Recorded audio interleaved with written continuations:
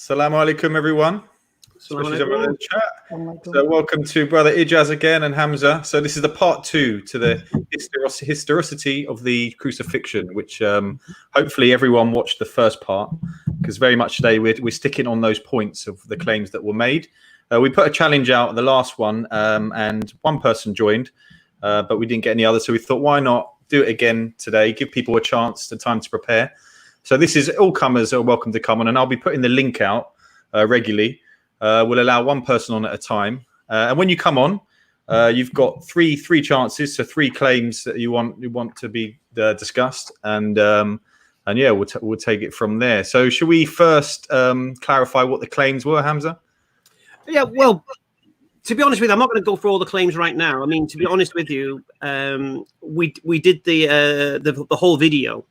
And the whole video was challenging the historicity of the crucifixion. And in that video, we challenged the historical claims outside of the New Testament, the non-Christian historians, and all of these other angles. We also then looked within the New Testament. We also looked at the history of what was being claimed to have happened and such within the New Testament. Mm-hmm. We looked at the manuscripts with regards what happened with regards to crucifixion and all of these things. So we covered a lot of stuff. And then we invited people to come on and question what we'd said, basically, refute what we've said. And then, like I've said a few times now, we felt that was unfair because a lot of the things we said would have come to a shock to a lot of Christians at that point. So we said, we'll do this second one. So people have had time to digest it, time to speak to their pastors and their friends and Google and YouTube and all of these kind of things and come to refute what we said. So what we're doing here today is you need to come to challenge something we've already said. Assalamu alaikum, brothers. Walaikum salam. I like the blue. That's a good color on you. MashaAllah. So we're here to hear you challenge what we've already said. So I need to keep re-emphasizing that. Don't come on and then just start going on to a preach mode and whatever it may be. You need to come on and say, well, you said that, and I don't believe that is true, and here's why. That's it right now. Maybe later we'll allow extra things, but right now let's just underline everything we've said so far, so we can confirm those things are true, and then you Christians can deal with the ramifications of that. Inshallah. So we already have Sahih Luke in the back chat, so that's good because he obviously, hopefully he now knows. He came on last time, but now hopefully he knows and had a bit of time to prepare some points. So we'll welcome to Luke again. What's up, guys? Can you guys hear me or see me? We can hear you. We can't see you. All right, I'm sorry about that. I just got a last minute notice that you guys were going live. I didn't know. I just stepped outside right now. Was having a meeting, but I have a few points on my phone right here that I would like to bring up. I didn't get a chance to finish all the video, but I did my best to put a couple timestamps briefly on some of the things you said, so we can go back and verify. Okay, go ahead. All right. First thing I'd like to point out. Just is, 1 second, Sahih Luke. Sure. Do it point by point. So you make 1 point, we respond to 1 point. Yeah. Sure, no problem. Okay. Well, I first off like to thank you guys for having me on here, and I give all glory to the Triune God, Father, the Son, and the Holy Spirit. At about the 51-minute mark, Mr. Ijaz, roughly that timestamp, I believe you said, and I'm paraphrasing it, but I have it right here on my phone.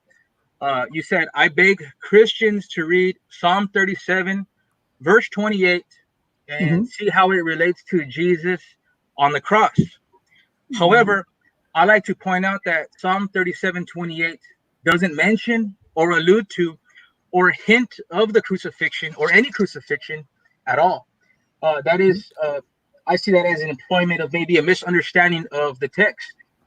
Previously, you required solid evidence of the crucifixion or something alluding specifically to the crucifixion, but that's not what we see here. Specifically, verse 28 did say, for the Lord loves justice, and he does not forsake his saints. And then it says they are preserved forever. So does that mean no person would suffer death? Well, of course not. But let me quote for you what Dr. David Jeremiah says. He says this verse can be interpreted several ways. God knows every situation and takes care of his. Or God knows that each person's days on earth are but a breath when compared to eternity. See Psalm 103 verses 14 through 18. Now that's just one scholar. I have Adam Clark and a few others, but my point is that scholarship doesn't agree with your statement that this verse or this context is appealing to the crucifixion. Okay, so Sahih you Luke, agree? You agree then? Sahih Luke, pause. Yeah. What context did I make that point? And I said, look at the crucifixion, Christ's words on the cross, then read that verse. So the verse is rendered as, for the Lord loves the just, and he will not forsake his faithful ones. Christ claimed to have been forsaken by God, and if he's God, he's speaking in truth. He claims to be forsaken by God. God himself says in the Psalm, he does not forsake his faithful ones. Therefore, Christ was not faithful. I see that as a disparaging claim against Christ himself. So you have to read the entire Bible in context. I know that missionaries love to go to Psalm 22, but there is more than one passage in the Psalms which speak of being forsaken by God, and that is in that context. That's, by the way, an ancillary claim, an auxiliary claim. It's not an essential core claim that we've made. It's a point to the side to provide context as to why Muslims would also possibly disagree with the crucifixion. That is not one of the core claims that we made. Do you have a core claim that you were responding to, or are you only responding to claims on the side which we brought up in commentary and discussion? No, I'm going to bring up a few that I put down that I have on my phone. I have about 20 that I have at home. Okay. Like I said, I wasn't... Bring the strongest one for us. Let me check my phone right here. Okay. Okay. Mr. Hamza, I don't have the timestamp right here, but you said Jesus. You don't need the time. Listen, Luke, Luke. We're not going to argue against whether we said it, whether we didn't say it. Let's just hear the claim. Don't worry about timestamps. It doesn't really matter. Okay. No worries, dude. Keep going. Yeah, well, I'm abiding to your rules that you told me. So just to make sure I'm not misrepresented. No, you don't need timestamps. Fine, I won't worry about timestamps. You said, Mr. Hamza, that there were no eyewitnesses. Well, actually, John was an eyewitness. We see that in chapter 19, verses 25 to 27. Now, hold on. Now, we can appeal to archaeological evidence or external evidence as to John. But the point I'm making in regard to John is P5. And what I have right now on my phone is that I have been in correspondence with Daniel Wallace's team from the Center of Study for New Testament Manuscripts. And I have a recent email from research coordinator Leigh-Ann Hyde, who noted an awesome recent finding of an intern working on John 20 in manuscripts. And he discovered P5 contains John 20. Two things there, Luke. Two things, Luke, two things. Just very quickly. I'm not going to let you ramble. Two things. Luke. First thing, I didn't really speak about eyewitnesses. Second thing, who is the author of John? As I just appealed to, we can get into John is the author of John, Mr. Hamza. And let me finish. Mr. Hamza, please allow me to finish. And if you want to ask me how do I know John wrote John, I would gladly provide that for you. So you don't know John wrote John. You believe John wrote John. And he's reading the presupposition back into the claim. So start with your core claim. Let that be the point. Don't have a point where you have to make assumptions, because I love it when people bring for me datings which have not been added to the list, LISTE. So when you want to bring these claims, I'm happy for you, but we do not abide by singular manuscript datings. We await for the body of scholarship to do a comparanda. So you're free to make singular claims. I don't doubt that you as a Christian would need to do that, but we are responsible people, and we like to see the comparanda that is used to provide the dating. Do you have the comparanda in the email that they sent you?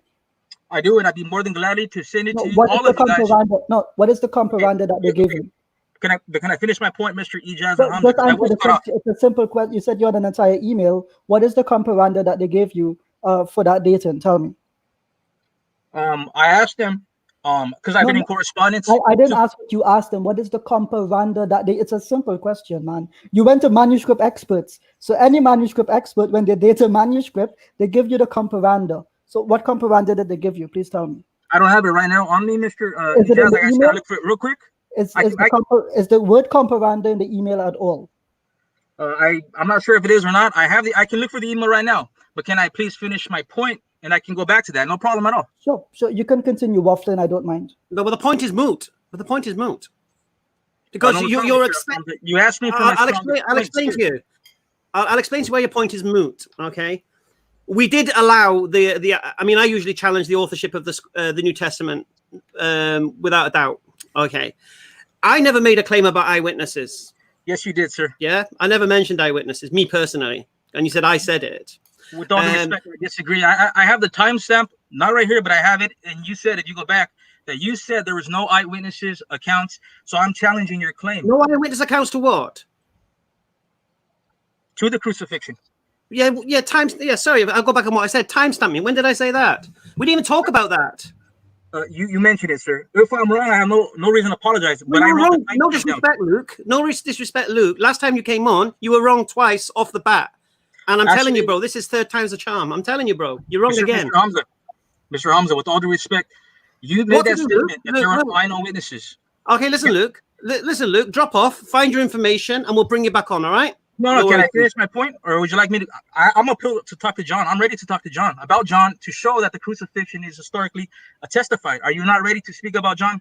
Listen, I don't want to go into is the New Testament a reliable source of information? Challenging I'm not going there. I'm just. That's where it will go. But that's where it will go because I don't care what John says. Understand? I don't care what John says because I don't believe it's a reliable source of information. You asked me to bring a source. It's irrelevant.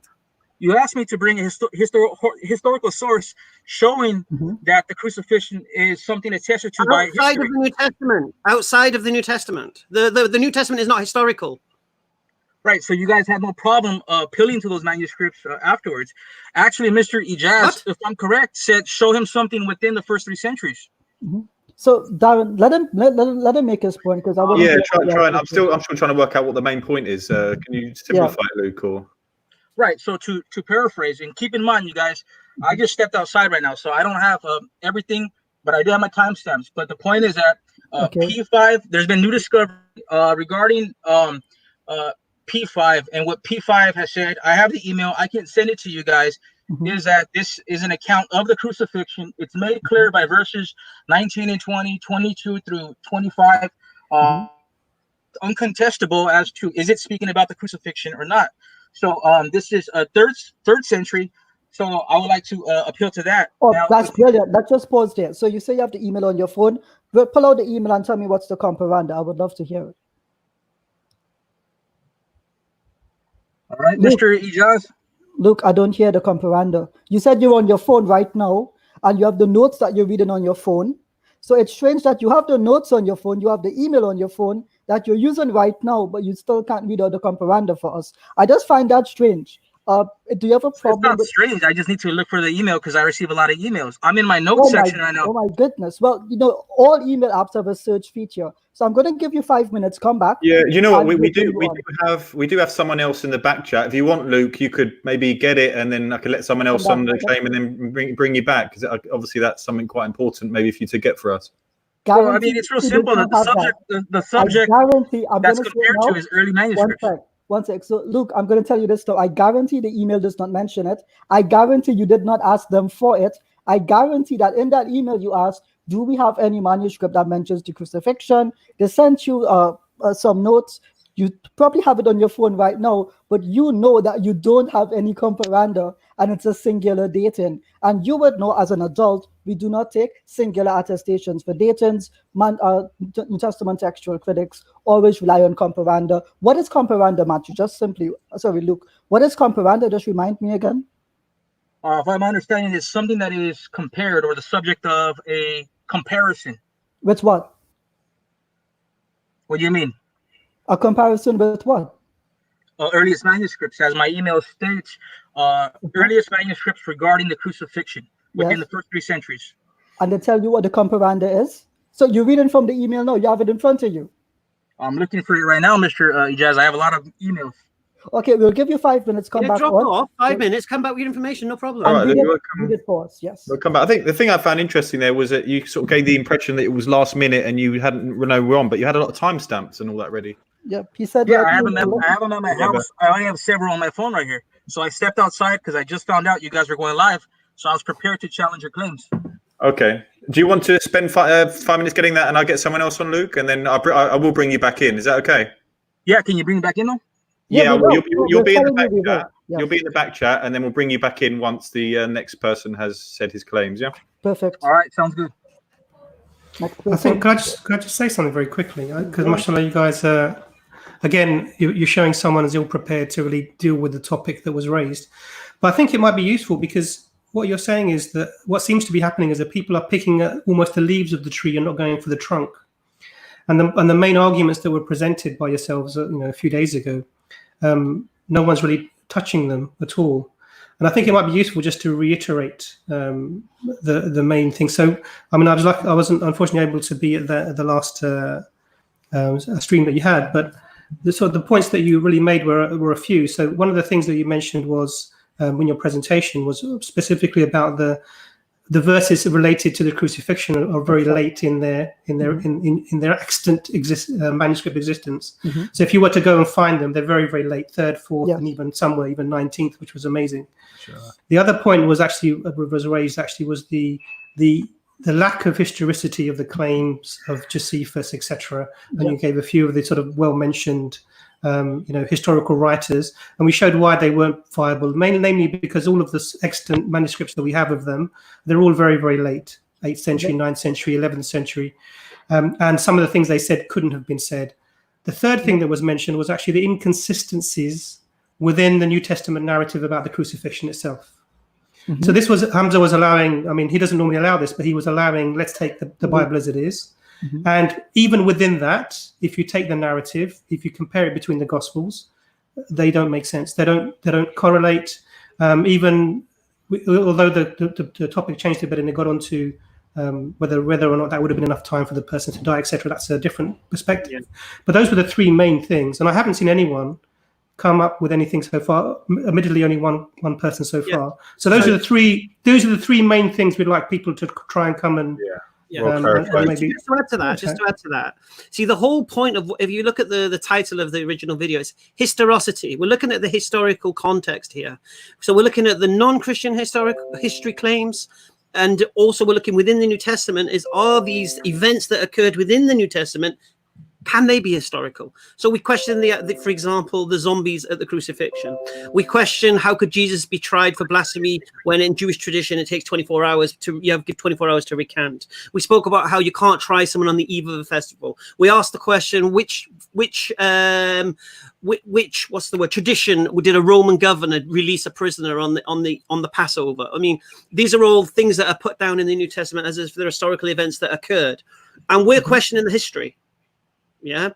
Now, if you start saying, "Oh, John was there," you're gonna fire me up, and I'm gonna say, "Who's John? How do you know John was there? Who told you John was there? Why do you believe John was there?" And all of this kind of stuff. And then we're gonna move into higher criticism. Then we're gonna start questioning the authorship, and we don't want to do that. I kept it very, very light. We kept it very, very light. We just looked at the inconsistencies between the Gospels, timings and such. We looked at the sign of Jonah, for example. According to one gospel, when the Jews were asked for a sign, they were told, "You'll be given no sign," according to the Gospel of Mark. They asked for a sign in the Gospel of Matthew. Now all of a sudden it's going to be the sign of Jonah.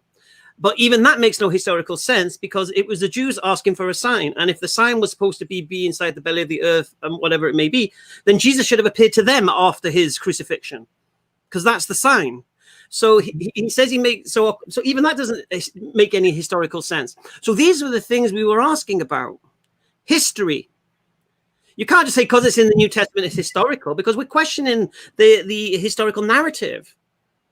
Well, the historical narrative has many issues with it, and I'm hoping that a Christian comes. Do you realize he started with Psalm 38:27, right? He didn't start with a core claim. He went to something that was a side comment. Like, just read how that verse characterizes Jesus. That was the context in which it was made. But that we did not use that to disqualify the historicity of the quote-unquote crucifixion. And this is the whole point. Do we have a Christian that's willing to challenge any of the core claims? Shall we see? We got one in the back chat. I can let him in. His name is Yusuf. So welcome to Yusuf. Okay. So Yusuf, Assalamu alaikum. Can you guys hear me? You might have a tab on. Can you turn your YouTube? I can hear echo. Yeah, let me put in my headphones. 1 second. Unprepared. What's going on?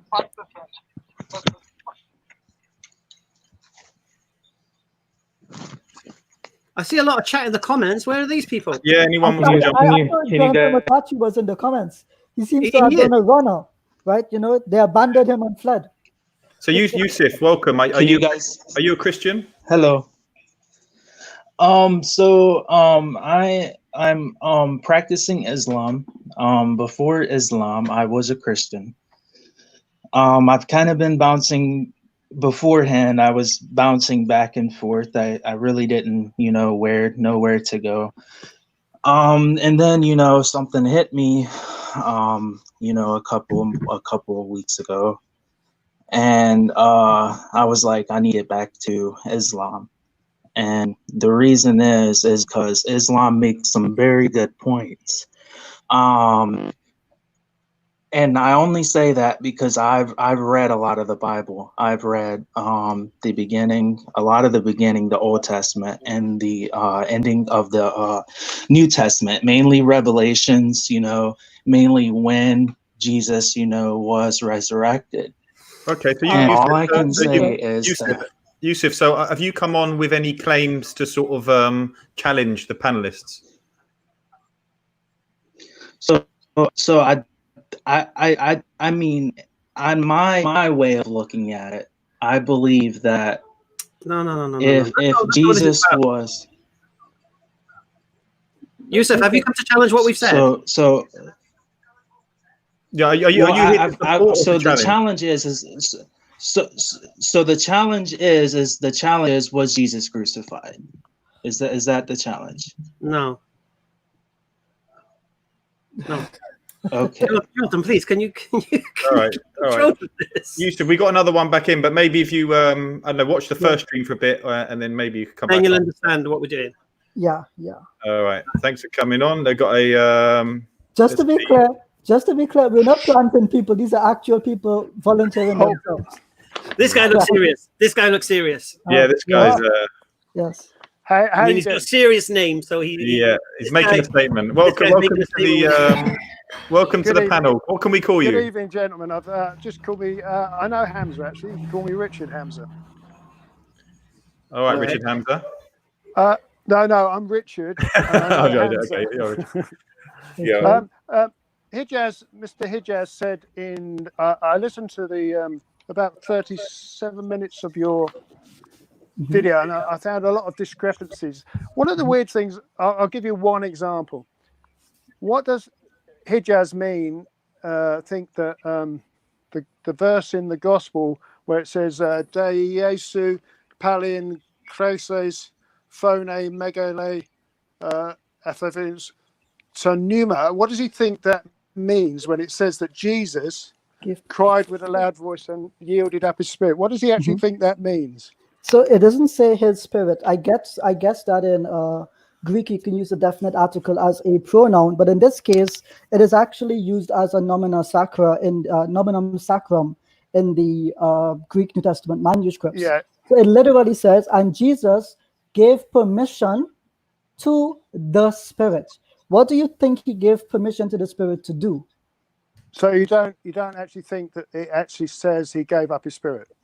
You don't accept that as a valid translation? The Greek can be read both ways, that he gave permission to the Spirit. All sort of valid scholars would translate it, he gave up his spirit.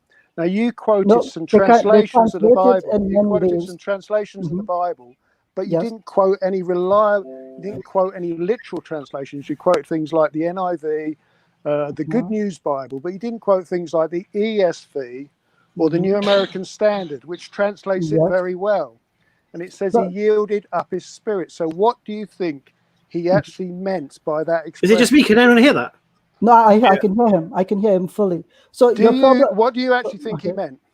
I believe in my mind he gave permission to the Spirit to do something. I don't know what he gave permission to the Spirit. So you don't believe it was that he was dying? I do not believe Christ died. No. So what was the context? Where was he at the time, according to the scripture? I do not believe in the New Testament Gospels as a historical narrative. I don't believe him anyway, so it doesn't really matter, does it? That's good, right. So my point is, the context is he was on the cross, wasn't he? So what would it mean if somebody was on the cross and he yielded up his spirit? So again, if Christ, as the Gospels present him, is God, or he's a prophet of God, and he still had the ability to give permission to the Spirit, you would know that in crucifixion, you would not be able to breathe. You would actually be suffocated to death.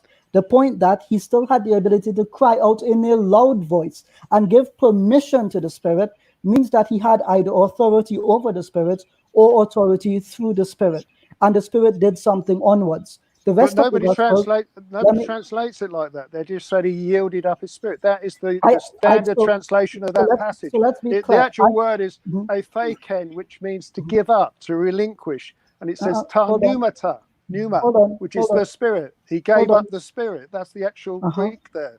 Give permission to the Spirit. No, it doesn't. It just says he relinquished the spirit. It's got the definite article in front of spirit. It does. Yeah, that's why I said the Spirit.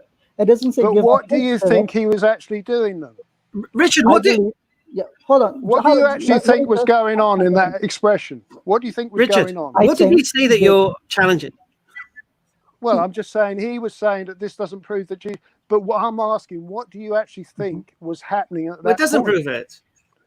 So no, I'm asking you, what do you think that expression meant when it said that Jesus gave up his spirit? That he gave permission to the Spirit to do something on his behalf. That's all it means. What? It could have been in the context of the fact that he was being crucified, allegedly, and the context that was the last thing he said. How would that be? We don't know that is the last thing he said. All we know is that that's what the gospel writers. But this is the context. The context is crucifixion. I mean, you're trying to say that this. I mean, you're not really giving an explanation of what was being said, and you're ignoring the standard translation. The standard translation of that scripture. So, are you saying therefore? So, hold on, Darren, give me a sec with this guy. I actually like him. So let's get down to this. So you're saying that we're only allowed to use Christian translations in the way that they understand it? No, what I'm saying is you can use reliable translations. So stop. Do you know Greek? If you know Greek, is not the word used also be used to give permission to something? That's not the actual word. No, that's the question I'm asking. The word is to give up. It's to relinquish. No, when you look at Strong's lexicon, the word also includes the ability to give permission to something. Do you agree? But you have to take into account the context, Ijaz. You have to take into account. You can't just pick which meaning you want. So you have to take into account the context. So are you saying on the cross, Christ cannot give permission to something that the context prohibits him from giving permission to do something? The context would be... No, answer the question. No, I'm not asking you what the context is. I've asked you a simple question. Please try to... The context is very important, Ijaz. You don't just use words and ignore the context. Answer the question. Does the context rule out that Christ cannot give permission for someone to do something? It's a yes or a no answer. It's simple. Does the context dictate that he cannot give permission to do something? I don't think the context is indicative of that. Right, so you say it rules out that meaning of the word. I would say it's not indicative of that. No, so and in context with everything else that was going on. So then if your point was it cannot mean that, and that is not your point now, you're saying you don't allow that point, therefore you're not making a counter argument. Can I say something? Go ahead. Yeah. Okay. Richard, you brought a straw man to the table, right? I'm not arguing against, or we're not arguing against that the New Testament claims Jesus was crucified. Okay. We're not arguing against that. We're arguing, is that historical? So we're arguing whether within the events that occurred within the New Testament, are they historical events that occurred? So then and we're asking, is there anything outside of the New Testament that corroborates? That corroborates it. But you've come on to try and convince us that the New Testament claims Jesus was crucified. No, I'm just pointing out to you. But that's a complete straw man, because we're not arguing against that. It's not a straw argument because you brought it up. Ijaz used that challenging the historicity of it. No, he was using that argument to say that this wasn't proving that Jesus died. This expression here, that he gave up his spirit, wasn't proving that he died. What else was it proving them in the context of the passage? And you've just admitted that the New Testament, you said, does teach that he died on the cross. So why would you then try to... Okay, the easy question for you, Richard. What was Jesus' last words on the cross? Richard, what was Jesus' last words in the cross historically? I can't remember, to be honest. There are many expressions he gave on the cross. One was, it was finished. Yeah, exactly. So it may have been, he may have said, it is finished, and then he yielded up his spirit. It doesn't actually say what he cried out in this passage here. It just says he cried out. Could I just say something very briefly? Yeah. And I think, Chris, this is probably one of the problems that we have as non-Christians when we look at the Bible. We understand that you obviously have a theological view on what the text is and what it means and what the context is theologically. But we're looking at it as non-Christians. Obviously, you don't have the same theology as you do. And what we're trying to do is we're trying to reconcile the information that we have at hand. So if we, and Hamza's question really is pointing towards that. So when you look at, say, something very simple, even look at the sign that was over the head of Jesus in the crucifixion. And the reason it's good to look at something like that is because that's an objective thing. That means whoever was there would have seen the sign, and there wouldn't have really been a reason to get the sign wrong. And you can compare it through all of the 4 Gospels to see what the sign said. Now, eyewitnesses to a material object that is not changed, depending on who looks at it, would have the same answer for this question. It's not an interpretation of events. But we see that, for example, in Matthew, it says, this is Jesus, the King of the Jews. In Mark, it says, the King of the Jews. In Luke, it says, this is the King of the Jews. And in John, it says, Jesus of Nazareth, the King of the Jews. So just taking something that's objective, like this is not something that you can look at and be mistaken. So do you think there was a sign over his head that said something about the King of the Jews? So let me explain to you what I'm saying. So what I'm saying to you was, isn't it? From those 4 Gospels, it's fairly clear that there was a sign that said something about the King of the Jews. So wouldn't you say that's the conclusion from 4 accounts? No, Chris, so you're missing the point. Chris, let me make my point. So the point that I'm making is that you have something that was objectively there, that everyone could have read, like a no entry sign, but everyone said the sign was something different. Now, what that leads to... They all agreed about the basics. I understand. This is why I'm talking about the theological point. So all that shows you is multiple eyewitness accounts work. So this is the whole point. This is the whole point. So what this demonstrates is that there are some things that are not correct about the narrative itself. Now, I chose the sign because I thought it would be sort of a neutral thing, but it demonstrates the point that actually the differences between the Gospels on the narrative is great, more so with John and the Synoptic Gospels. And this is what's the problem is that we're having, is that you're bringing a statement about the last thing that would have happened to Jesus, but depending on which Gospel you read, and initially they weren't together in one book, they were all separate in different areas distributed, you would have got a completely different idea about what actually happened at the crucifixion. So the point that's being made here is that even this word that's translated as gave up the spirit has another meaning that could be applied to it. Now, that doesn't make it, we're not saying that that's necessarily the case to be, but we're saying that this is a reasonable alternative if you look at the words and what could be done with them.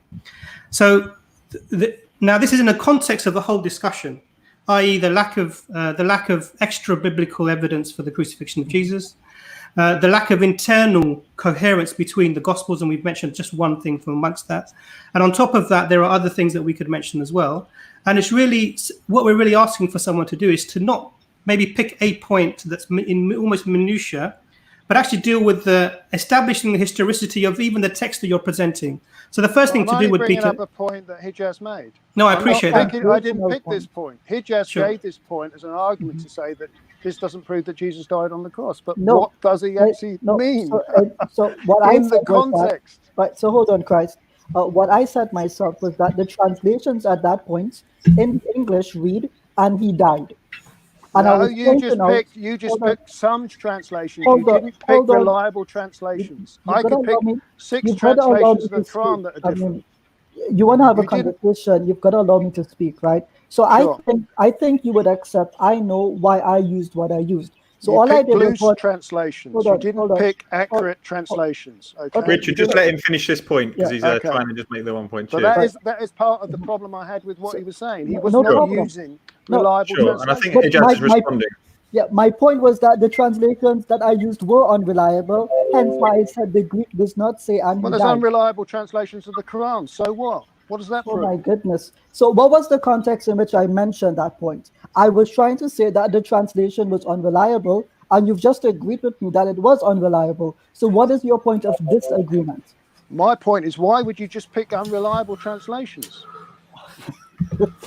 Why not pick reliable translations like the New American Standard Bible or the ESV? I'm trying to show people that when they open their New Testaments and they see the words there, and he died, that is not what the text actually conveys. But I believe that's what the text meant. That's what it actually was describing. And you're free to believe whatever you want. You could believe that Jesus is God. Okay, but you haven't given me an explanation to what giving up your spirit means. You haven't explained what it means. I've already said to you I think we're done, actually, Ijaz. I think we're done on this point. So you can do a runner. I don't mind. Yeah, okay. I'm not doing a runner. I think we're done. Richard, at the point where you don't know what Jesus' last words were on the cross, yes, we are done. I think it is. So thank you for your time. Thank you for your time, Richard. But you haven't made a meaningful response to the main points that we made. I think you did make a meaningful point to start with. I'm happy that you agree with me that the translations were incorrect. That was the point. Thank you for agreeing with me. Some translations, of course, but you only picked translations that were not reliable. Deliberately picked those translations. And if you actually understood Greek, you would have picked a reliable translation. Oh my goodness! Instead of picking some dodgy ones. Anyway, fine. I feel as if people like this are either insolent or some way. Well, now you're getting personal. Now you're doing an ad hominem. That's not actually. I'm trying to show you that you don't understand the point that I made. That the translation was unreliable. That was my point. Very clearly the point you made, sir. So you agree with me that clearly I understood the point you made, and I think it was an invalid. And do you want us to go on to any other points? You agree with me. Do you have anything else? I guess. Do you have anything outside the New Testament? Do you have anything? Because obviously it was a historicity of the crucifixion. Have you brought any kind of? But this was what happened with this subject. You used lots of points which I thought were just crazy. Could you tell me where in the Torah it forbids the priest to tear his clothes? Could you give me the reference? I don't have it on hand on me, but it does forbid the priest from tearing his clothes. So could you give me the context and the reference? Yeah. So what we'll do, I think we'll list that reference for you, Chris. You said that the priests were forbidden to tear their clothes. Could you give me the context and the reference? Because the only reference I have for that is it's a particular set of circumstances. It's not a general rule. But you seem to claim that it was a general rule that priests couldn't tear their clothes. Priests could not tear their clothes. So could you give me the reference? I'll get the reference. I will post it in the chat afterwards. Right. But thank you for your time. Okay. No problem. Richard, thanks for coming on. I might come back later. I've got loads. I've got pages of them here. It was look forward to it, mate. Look forward to it. So many problems with your arguments. They were full of flaws. I mean, Hamza, you mentioned the Gospel of Barnabas. Does anyone really accept the Gospel of Barnabas? What was my context of me mentioning the Gospel of Barnabas? But you were using the Gospel of Barnabas, saying the errors in the Gospel of Barnabas. People took point out that there's errors in the Gospel of Barnabas.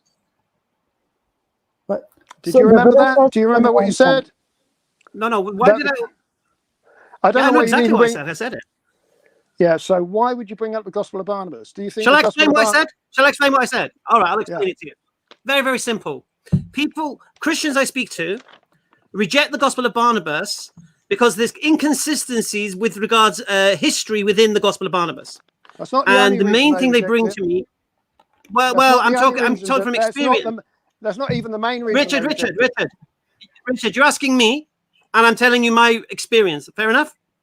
Yep. All right. Go on, carry on. So, and what they say is, what? Let me speak, please. Yeah.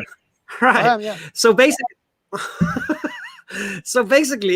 when I speak to Christians about the Gospel of Barnabas, they reject it, and they always go to the same point. The wine barrels were made out of wood, and this means it cannot be from that century. That's the other one, yeah. It must have come later time. So because they're talking about wooden barrels, it couldn't have been from the time of Jesus. Therefore, it's rejected as a later fabrication. Sure, and then what I say, right. So then the reason I brought it up is because that same scrutiny is not used for the Gospels you do accept. No, that scrutiny is used. Very much that scrutiny is used. Really? On the Gospels, very much, yeah. Right, so if you find something in the Gospel that's supposed to be... The Gospels are very accurate in their archaeological, on their geographical... They're not even... Listen to me, Richard. They're not even reliable to tell you what Jesus' last words were on the cross. No. They're not even reliable enough to tell you that. But you're talking about the comparison you were making. They're not even reliable enough. They're not even reliable to tell you what was written above his cross. As Dr. Imran, you just ignored exactly what Dr. Imran just said. He told you the 4 different Gospels have 4 different writings. They're not even reliable for that. And then we bring it, and then, for example, there are slight variants between the different accounts, which is what you variants. Would find, they're historically inaccurate. They're historic. They can't both be the same history, can they? Which is what you would find if they were individual eyewitness accounts. That's what you would Chris, find. could I just Can make they be the same history if they're different? But the arguments you're making are totally different. The What Gospel of argument am I Barnabas, making? The argument I'm making is this. The argument, Richard, the argument I'm making is a very, very simple one. The argument I'm making is a very, very simple one. If you're going to reject a scripture due to inconsistencies within that scripture, use that same criterion for the scripture you have that you believe is authentic. I've got that here, Jazz. That's all. That was the only point I made. Now you tell me what's wrong with that. Well, the Gospel of Barnabas is rejected not just because it's got massive errors in it. It says you can sail to Nazareth by boat. I mean, that's huge error, isn't it? It's got lots of errors. The other reason it's rejected is because the earliest manuscript we have of the Gospel of Barnabas, and there's only one basically, was from the 16th century. So it's rejected on many accounts. So it's not something you can compare to. Do you believe John 157 is an authentic? Do you believe John 157 is authentic? You can't. Do you believe John 157 is authentic? You can't compare the Gospel of Barnabas to the New Testament Gospels. It's a false. Do you believe John 157 is authentic? Remind me what John 157 says. There are three bear witness in heaven: the Father, Son, and Holy Spirit, and these three are one. No, I don't. You don't think it's authentic? No. So when it's in the Bible, it's not in any early Greek manuscripts. Right. So when it's in the King James Bible, then you're saying it's not the Word of God. Well, the King James Bible is not a Greek manuscript, is it? It's a translation. Of what? Of late manuscripts. What manuscripts is it translated from? The Textus Receptus. And what language is that in? They're in Greek, but some of those manuscripts are very late. So it is from the Greek manuscripts. But it's from Greek manuscripts. Yeah, I know it's from Greek manuscripts. But you said it's not from Greek manuscripts. Did I? Well, if I did, I was wrong. It is from Greek manuscripts, but it's not. Some of those manuscripts, and Erasmus argued that John 157 wasn't actually there. He didn't want to put it into the Textus Receptus in the first place. It doesn't occur in any early Greek manuscripts. See, we have to go by the evidence of the manuscripts. I love that answer. Yeah, that's something else we agree on. But the Gospel of Barnabas is a non-starter, really. I disagree. Non-starter. Okay. Shall I tell you why it's a starter? Shall I tell you why it's a starter? Why is that? Okay. So when they discovered the Dead Sea Scrolls, the Dead Sea Scrolls were written by, yeah? I know the Dead Sea Scrolls, yeah. No, do you know who they're written by? Which community? Who they were originally written by, or they were copies of various things. A lot of it was the Old Testament. No, who were they written by? Which community wrote the Dead Sea Scrolls? Which ones copied them from the originals, you mean? Okay, I'll explain to you. The authors of the Dead Sea Scrolls are the Essene community in Qumran. Yeah, but they didn't write them. They didn't write them. The Baptist. All right. Okay. So the Dead Sea Scrolls are written. Okay. Yeah. Can I speak and explain? Are we going off topic a bit? I've got two people. Just quickly nail this, if you don't mind. Okay, it's something to reflect upon for all the Christians. So basically, the Dead Sea Scrolls are written by the Essene community, the Qumran scrolls. Right. Yeah, and they use a particular. These are the tribe of John the Baptist, basically in the wilderness, and basically they use a particular terminology when they did their writing. Well, I don't know. You can disagree as you like. Okay. I know you don't know that, so relax then. You don't know. Right. So basically, learn something here now, Richard. So basically, the terminology was exclusive to the Essene community. So when they wrote something, they wrote it because of the way they wrote, okay?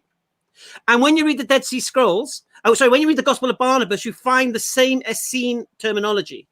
And the question that needs to be asked is, how can a late 16th century manuscript contain the wordings of the Essene community? So that's the question that needs to be asked. We're not going to do it now. We'll do it another time. Well, Richard, I could go into that if you really want me to. Yeah, maybe another stream for that one, Richard. But I've got a couple more people coming on. The Gospel of Barnabas is dead in the water. You have to, Yeah. just and that's what knocks out your Gospels as well. Later. Sounds like you're in agreement with a couple of points there. All right. Yeah. So thanks a lot, Richard. I really appreciate it. We got no problem. Nice to speak to you all. Bye. Cheers. Take care, Richard. See you in the park. All right. Maybe I lost something there, but just correct me. Did he agree that I said that the translation was inaccurate? Yeah, he says some translations are inaccurate. So then I don't get the point. He said I was wrong, but we were in agreement. So he kind of like, I'm like, what? He says some translations are accurate, but the translation he uses is accurate. It was almost a suggestion you maybe cherry-picked a translation, which I don't know. The point was to show that the translations that use the word died there are not from the Greek. They're bad translations in the first place. That's the point of it. And he also threw the King James Bible under the bus. Alhamdulillah, something was thrown. Bit of a Brucey bonus there. Collateral. Let's get someone who actually understands the points on, please. Someone who likes to engage with the main points, please. Yeah, I've got. So we've actually got 2 people waiting in the chat. So I'll bring the next person on, who's called Mike. Hello, gentlemen. Welcome, Mike. Hello. Welcome, Mike. Thank you. Just 2 points I wanted to cover, but just to piggyback, I just wanted to share my thoughts on giving up the ghost. Just from my studies, it is a Hebrew idiom for dying, and I just wanted to share a few verses. Genesis 25:8. Abraham gave up the ghost and died in a good old age. Genesis 25:17. Looks like Isaac gave up the ghost and died, gathered to his people. Genesis 35, gave up the ghost and he died. Acts 5, this is the New Testament, same Greek words. Ananias, hearing these words, fell down and gave up the ghost. Acts, looks like Acts, immediately the Lord smote. Oh, this is speaking of Herod, I believe. It says, because he gave not God the glory, he was eaten of worms and gave up the ghost. But just real quick, just to point out that was a Hebrew idiom for death. Jesus did die based on that usage. And you can comment if you want. Fantastic point, Mike. I just have a quick question. What language was the New Testament written in? Greek. Not Hebrew, right? No. No. So you would agree that you can use similar terminology not to come to the same point, yeah? Sure. But next point, let's hear you. Okay. Ijaz, you had mentioned you were comparing, it seemed like you were comparing Gnostic writings and Gnostic views in light of the amount of evidence that's used to support the crucifixion. So I just wanted to just cover that real quick. There's a number of sources I could allude to, but what's your view on Basilides and Valentius? I think Valentius believed in a crucifixion, but Basilides, if I could recall, basically he claimed that he was a disciple of Matthias. Is that correct? It's possible. Okay, well, I'm just wondering why you said equal weights by comparing Gnostics to the overall consensus of the historical sources we have. Okay, so this is a really simple point. Every single document, there are 3 main documents that, 3 main authors that Gary Habermas and most of Christian scholarship agree set the basis for the historical crucifixion. They quote Tacitus, Josephus, and Lucian of Samosata. Those are the 3 people we quoted in the previous stream. The point I was making was that the extant writings of the documents that are written by those 3 individuals, which mention Christ Jesus being crucified, only 2 of them mention that, by the way. Tacitus uses a euphemism or a metaphor. In any case, all of them are written at roughly the exact same time as the Gnostic Gospels.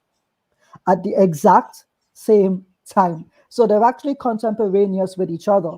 The only difference is that one was written by what we will call Christians and the other written by non-Christians. So in terms of the time span that they come from, the chronology, then you can say that they were equal standing. As to okay, so Ijaz, what Gnostic book do you think predated the Antiquities of the Jews that was written in roughly 94 AD?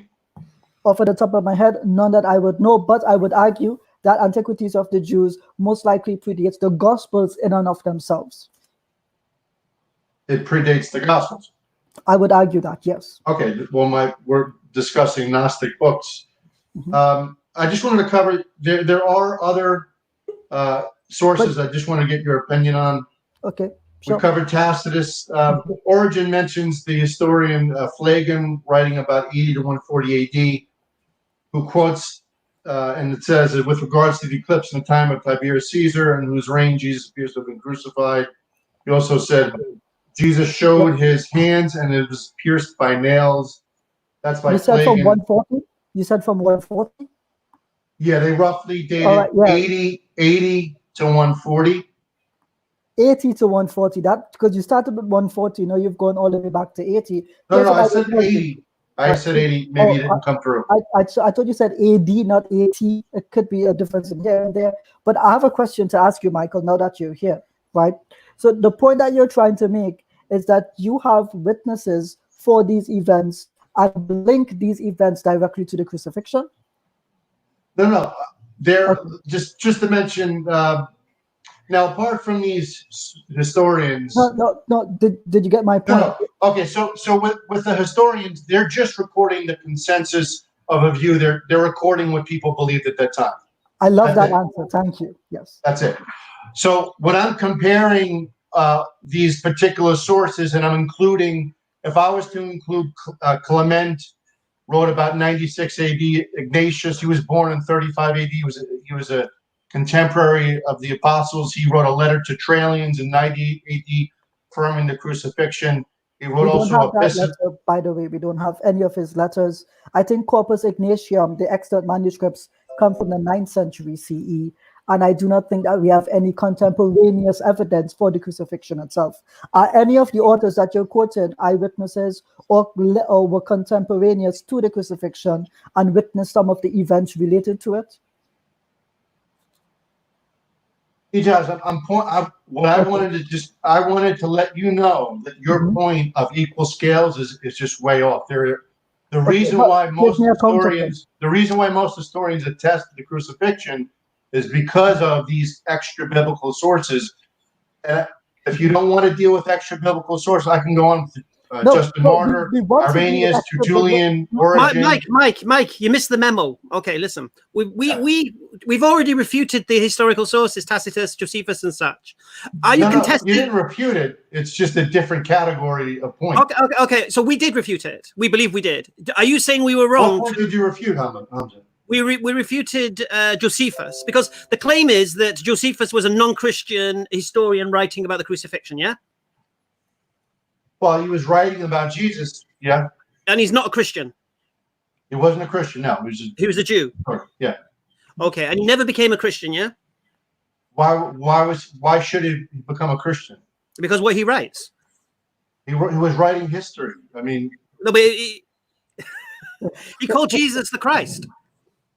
No, I'm not of the view. There is a consensus view of a kernel of core elements. In other words, James Dunn, he's a scholar, and he basically, the consensus among scholars is that there is a core text that is true Josephus. The word Christ doesn't belong in there. No, so let's just pause here. So but the crucifixion. What we'll do, Mike, we're going to isolate Josephus then. Let's deal with the claim of Josephus and how we're going to refute it, yeah? Just 1 second, Hamza, before we move on to that. No, you can do that. Jonathan McClatchy is in the comments.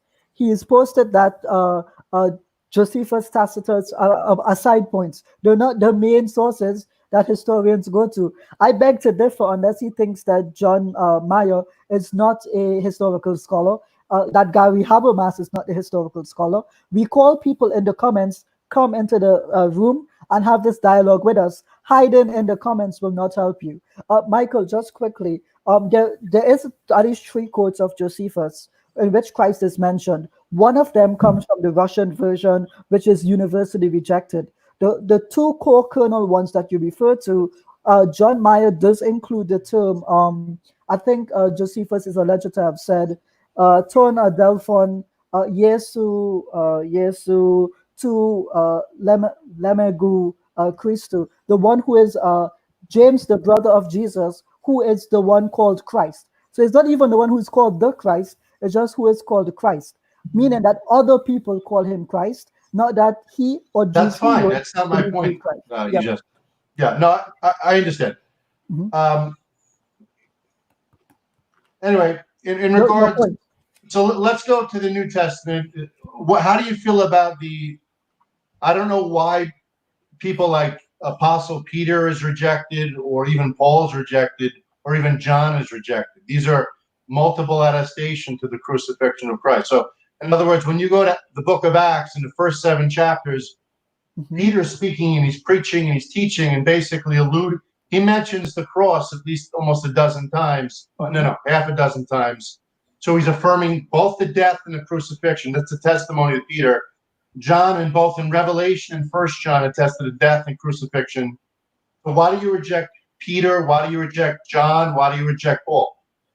Okay, so very simply, those are side points. Our goal here today was to find out if there was evidence for the crucifixion. Are you therefore claiming that these writings that you've just mentioned demonstrate the proof of the crucifixion? And if so, the question is, how do you corroborate them? Ijaz, my main point is that when you went in your video, when you took your hands and you were weighing scales as if there was equal scales for the Gnostic books and the amount of attestation there is for the crucifixion. So that's blatantly false. There are historians, there are internal evidence, biblical evidence, and you can even go to the pre-Pauline Creed. You can go to that's Mark. An interpretation. Here's what we need. When we mean evidence, give me something. No, that's considered evidence, Ijaz. That's multiple attestation. Okay. No, but why should we believe it's true? Why should you believe it's true? Why do you believe the Gnostics are true? I don't. So hold. Guys, hold up. I think we're getting off track here. Mike, do me a favor, right? Name the 3 main principles of historiography for me. I'm sorry, Jess, can you say that again? The 3 main principles of historiography, how we judge the historicity of literature that mentions historical events. Good question. Well, I would say that scholars answer that question, and most of them believe in the crucifixion, including Shabir Ali and Aliyati, who is a Muslim scholar. So you can appeal to them, but I'm not Aliyati. I'm not a scholar. I don't apply that critique because I'm not either a debater or a scholar, but I can see the evidence on a novice level. All right, so hold on. Mike, did you watch the first video? I did. You did, and Ijaz explained what method of how we're going to test the historicity with those 3 criterions at the beginning of the video. Are you saying scholars don't follow that methodology? Well, it depends what their paradigm is. If they believe Jesus died for their sins, then of course No, I'm talking about liberal scholars. I'm talking about the Jesus Seminar. The Jesus Seminar is 70 liberal scholars who agree on the crucifixion. Mike, this question about historicity doesn't necessarily have to just be about religion. How do we understand historical documents, whether they're true or not? How do we attest them? That's the question. And then we can apply it. Was Jesus crucified? And the consensus of scholars and internal and extra biblical evidence hold on, Mike, is that he was.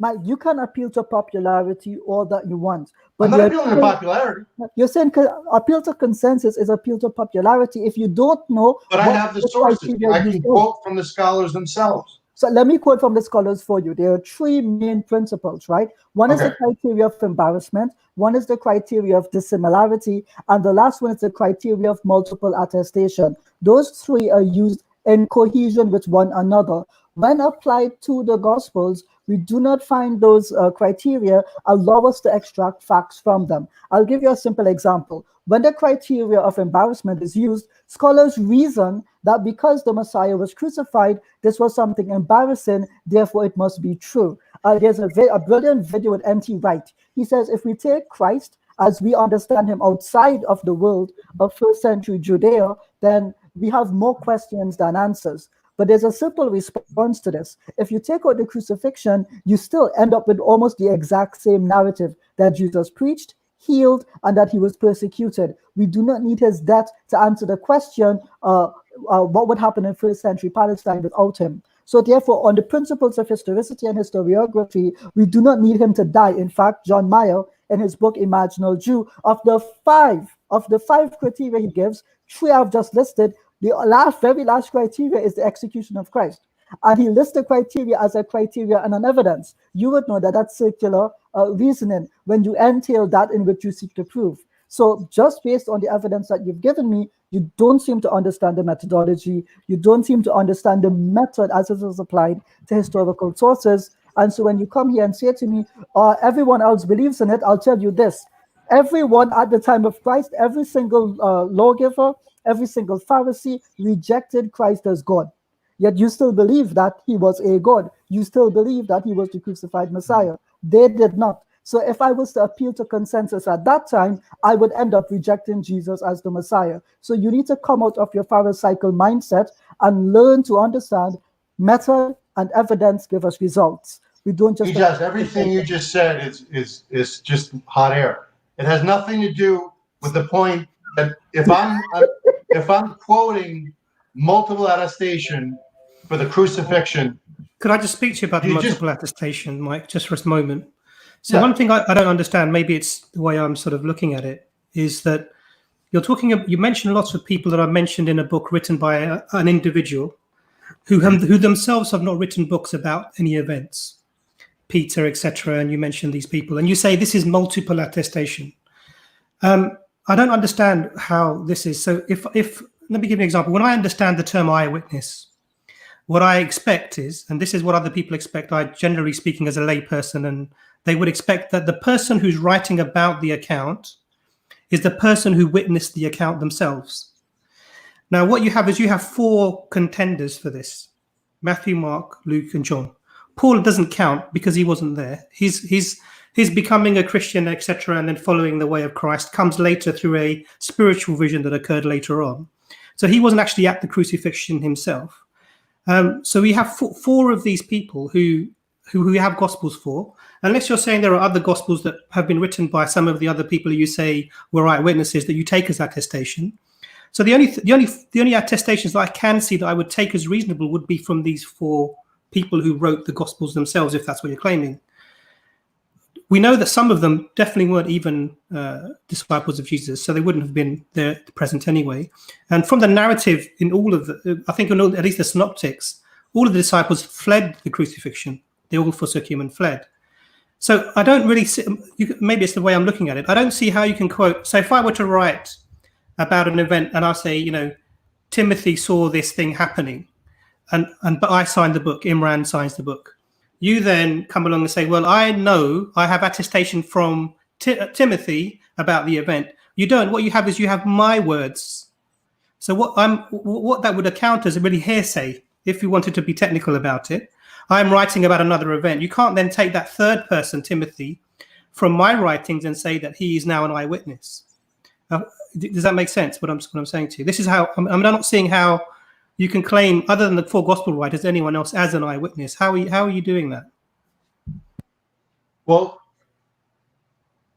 Luke is a sort of a historian in his own right. He's been credited at least by several scholars. But so if he's recording eyewitness testimony, so he's hanging out with Peter and John and the apostles. So in the book of Acts, he's recording the words of Peter, which give a testimony, a clear creedal testimony to the death and crucifixion of Christ.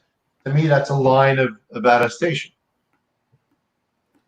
Okay, Luke is taking eyewitness testimony. How long after the event? Depends who you ask. I'm asking you. I don't know. Dating the Gospels is very difficult. Some people, 60 AD, 50 what about AD, you? 70 AD. What about you, Mike? What about you? When do you believe the Gospel of Luke was written? I believe before the destruction of the temple, so anytime before that. So roughly what? Well, maybe 60 AD, 70 AD. Yeah. And how long is this after the event of the crucifixion? Many years. How many? Many years. 30 years? I said many years. Yeah, I'd say 30 years. Okay. All right. So did Luke ever meet Peter and the apostles? So Luke is asking for eyewitness testimony for an event that occurred 30 years prior, yeah? Did Luke meet the apostles, yes or no? No, that's the question, isn't it? Is Luke getting eyewitness testimony for an event that happened 30 years ago? Why couldn't Luke, which it is recorded, he met the apostles and engaged with the apostles, recall a conversation and meetings they had 30 years prior? Oh, no, well, that's the question. First of all, let's establish that's what he's doing. He's going to witnesses from 30 years ago and asking them what happened, yeah? Yeah, or recalling the events because he's recording detailed events. So right, and could there have been mistakes in this recollection? Possibly, sure. And how would you know? Well, what kind of mistakes? There clearly is the consensus. Okay, clear mistake. Okay, what? I mean, you don't make a mistake that you record that Peter's probably in a half a dozen. Okay. What did Luke say was written above Jesus' cross? What does he recall Peter said? No, what does Luke say was written above? Well, if you want to go to the Gospel of Luke, he says plenty on the crucifixion. No, what does it say above the cross? What's written? Oh, he's King of the Jews. Right. And what does Matthew say is written? Yeah, to me that's a silly argument. Let me explain. Silly? Okay. Yeah, let me explain. If there was a sign that said, for instance, this is what it said. It said, "This is Jesus. This is the long sort of version. This is Jesus of Nazareth, the King of Jews." Right. Why couldn't the other Gospels just record? If they were just recording it, they couldn't record the core text of that. In other words, it's not like it's wrong. It's just that they didn't quote the whole. No, it's inaccurate. Why is it inaccurate? Because that's not what it said. What that isn't what said. What it said on the cross, above the cross. No. When as an author, you're just recording. You're compressing events. You don't have to write out the whole term. Listen, if you're writing history, you're writing the facts that happened, isn't it? Now, these aren't historians. These are novice Greek speakers who are recording the events as they see them inspired by the Spirit. 30 years ago, yeah. Okay, so that's quite an interesting admission. So it seems, Mike, that you're admitting that this is not history. This is because you said these are not historians recording events as a historian would, or with the care of the historian. They could be recording historical events, but they're not scholars by any right or grammatical geniuses. Mark is a very short and sweet, and he wasn't. He made some grammatical mistakes. So what was the point about saying that they weren't historians? Because I think with there is a problem as a non-Christian. Because one of the things you said was in this, you said this was something that was written by novices who weren't historians, who were inspired by Luke. I would consider Luke an historian. Okay, no problem.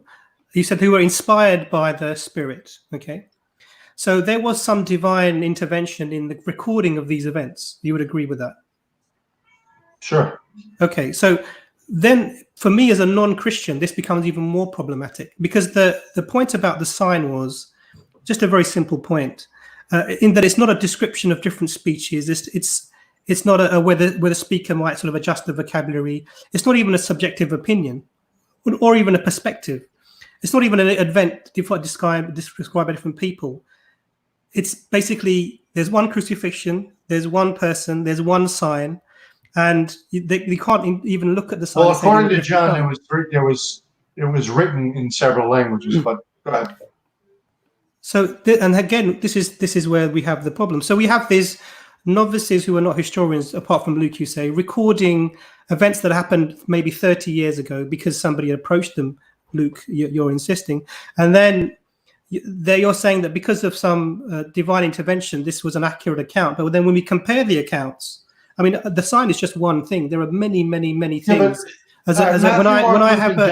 Just one point. Matthew says, "This is Jesus, the King of the Jews." Mark says, "The King of the Jews." Luke says, "This is the King of the Jews." John says, "Jesus of Nazareth, the King of the Jews." Yeah. I mean, really, is that something that? I mean, as writing biographies, authors may write. So that was illustrative of a point, and the reason for giving that, I gave the example, is because it was a something that you can't really miss. I mean, it's a sign.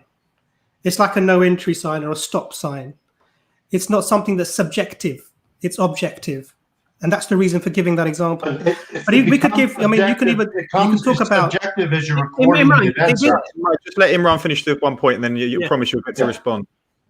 So, but the reason for giving that was because of its objectivity, and then you see the discrepancy within the four recordings. There are other things that you can look at that also show similar things. I mean, even the time of the Jesus was on the cross for, the last words that he said, what happened afterwards. I mean, there's many different accounts of what happened afterwards. But do you think they can be reconciled? In other words, The issue I have with both Muslim and Christian apologists is that both books have discrepancies, but for you, it's sort of like a contradiction. No. It can't be reconciled as historical, can it? If Jesus' last words are different in two different gospels, then both gospels can't be historical accounts. Why do you say that? If Jesus was on a cross for 3 to 6 hours, why couldn't he have said multiple things? His last words. His last words, the last things he said. So the last words to one witness could have been one thing. Last words could have been another to another witness. So they were. So they weren't his last words, then, were they? To one of the other witnesses. Last word. I just want to illustrate that point. I just want to illustrate this point, Mike. Let me just give you an example. So if you imagine Calvary and you imagine an individual upon a cross, so you're talking about a cross which is maybe 30 foot, 40 foot high. There's an individual who's suspended above that, tied or nailed according to the tradition. About 10 feet high. Sure.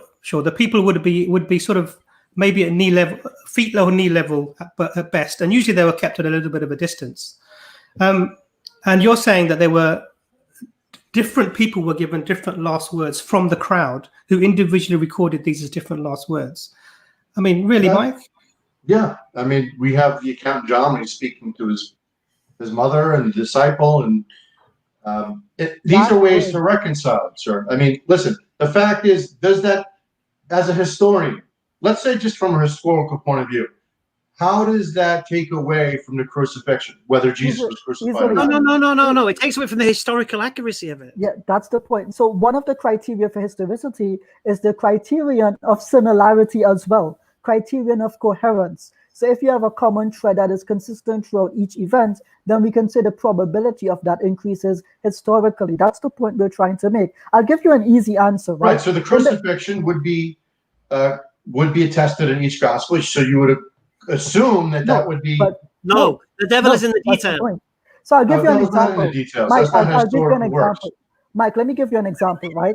So the words, I'll give you an easy example. In Matthew, it says that after the trial of Pontius Pilate, Jesus was put in a scarlet red cloak, right? They clothed him.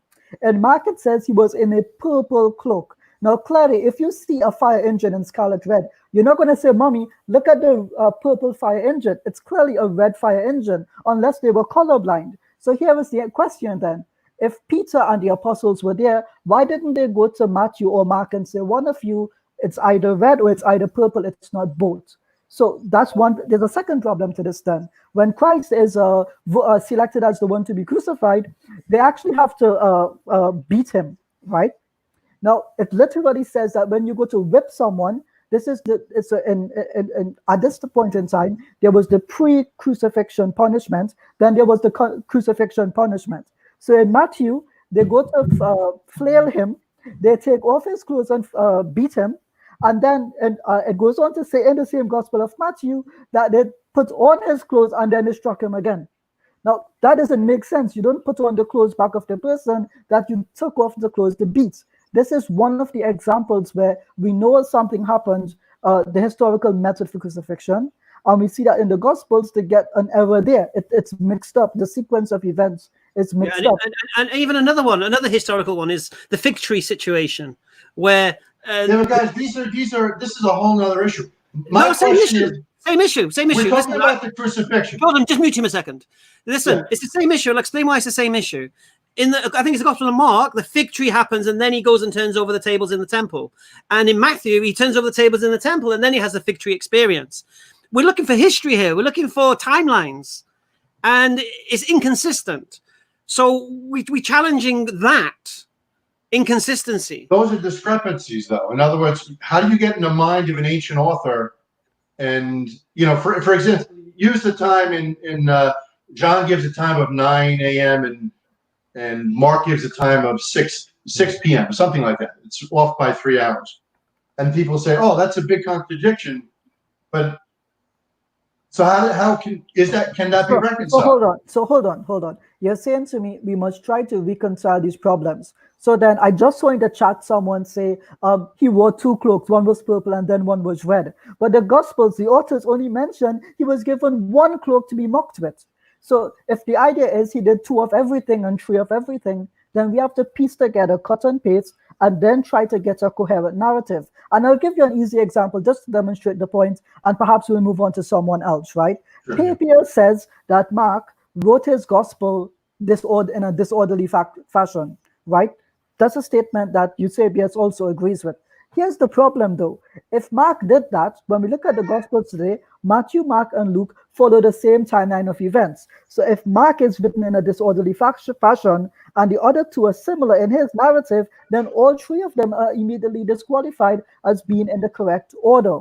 So just by a simple matter of looking at what witnesses who allegedly spoke to eyewitnesses said, and what the writings say contradicting them, and then the eyewitnesses contradicting what the writings say, we know for a fact then that if there were disciples and there were apostles who witnessed these events, they did not seem to care to reconcile them.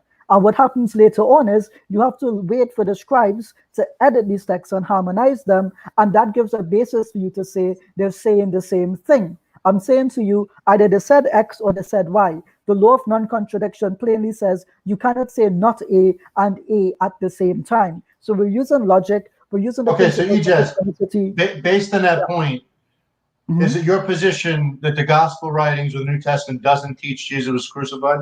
No, they plainly teach that he was crucified. I do not deny that at all. The point simply is they are not reliable. Therefore, they're not a basis for history. Simple. Yeah, I feel like the point's been made quite a lot. I think. Would you fair to say we've got a queue of 3 others? Thanks, Mike. I appreciate it, man. I think that the point's been made, and I think people listened. And cheers, Mike. Real quick, guys. Real quick, before you let in, Jordan.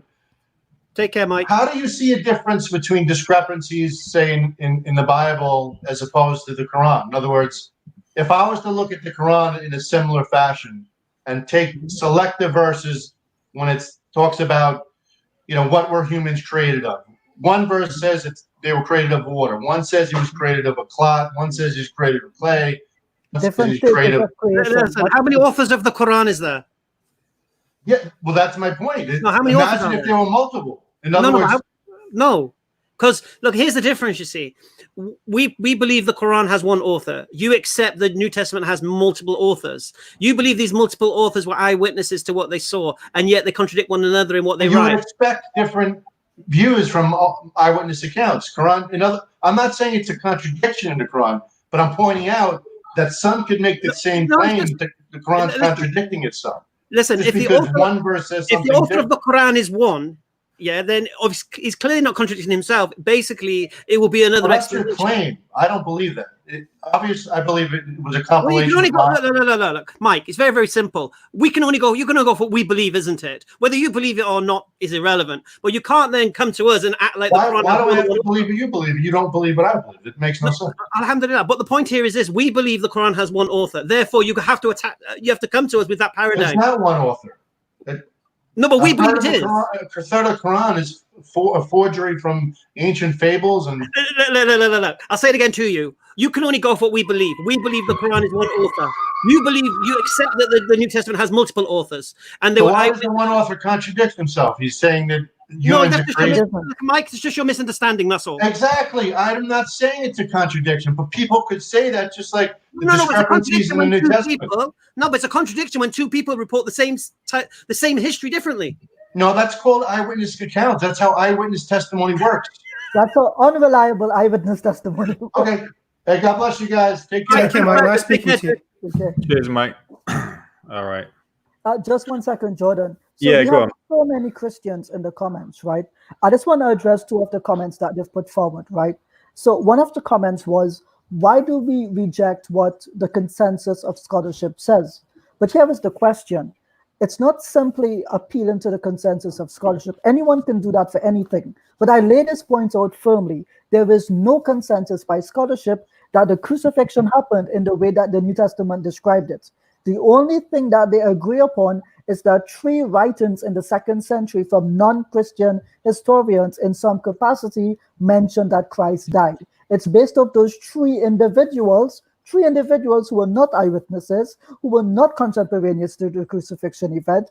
That is their basis, and that is how historiography is done. So we're not saying that all of the scholarship is wrong. We're simply saying that when we apply these methods more stringently and we look at the evidence, we are not convinced by it. So perhaps it is someone can come here and say, yes, okay, you're right that the methodology is happens in this way. Yes, this is the evidence that people agree upon. So then convince us that the conclusion that they have come to is reasonable. My claim here is that the belief in the crucifixion, by relying upon these three later authors, is more unreasonable than reasonable. That's all we're saying. And furthermore, I say again, you can simply say that, you guys are appealing to the consensus of scholarship, but that's just an appeal to popularity unless you qualify it. Every argument made must be qualified. That's how logic works, deductive logic. So we're simply saying, here is what is before us. Help us come to understand it. If you disagree, give us good reasons to disagree. We're not saying that we're going to reinterpret the Bible. That's not our job. We're not saying that we're here to tell you that the Bible is wrong. That's not our job. But if we raise discrepancies, contradictions, interpolations, changes, developments, we would like for those things to be managed with so that you can continue with your claim that these are historical events that cannot be doubted. And the fact remains that they can be doubted. Yeah, this is what's been missed out of the whole thing. We're talking about history. This is the key. Historical. Obviously, if we ask Mike, why do you believe John is what John says is true, he'll say because it's the word of God. And that's his criterion. But we're questioning what's within that. We're looking at the historical line. That's why I brought up the Gospel of Barnabas. Why the Christians reject that? Because they look into it and they see this and they see that and say that can't be from that time, which is fair enough. But if you're going to come on here, please, we're challenging the history of the crucifixion. That's what we're challenging here. Just to sort of emphasize that. So there are lots of theological problems with the crucifixion as a method of salvation anyway. But we haven't even touched this. That's a whole other topic completely. We'll do that. We'll probably absolutely will do that. We'll go through that. So what we're trying to do here, what's pretty much as Ijaz and Brother Hamza presented last time, what we're trying to do here is to deal with really the historical basis of the claims made in the New Testament and whether we can take them at face value or if there's a way of evidencing them that would make it reliable. And so far, we've not had anyone really talk about the extra biblical evidence or try and refute the fact that all of the extant manuscripts of the extra biblical evidence is late. Couldn't have been really said by that individual if he was not a Christian. Spoken specifically about Josephus Flavius, but others as well.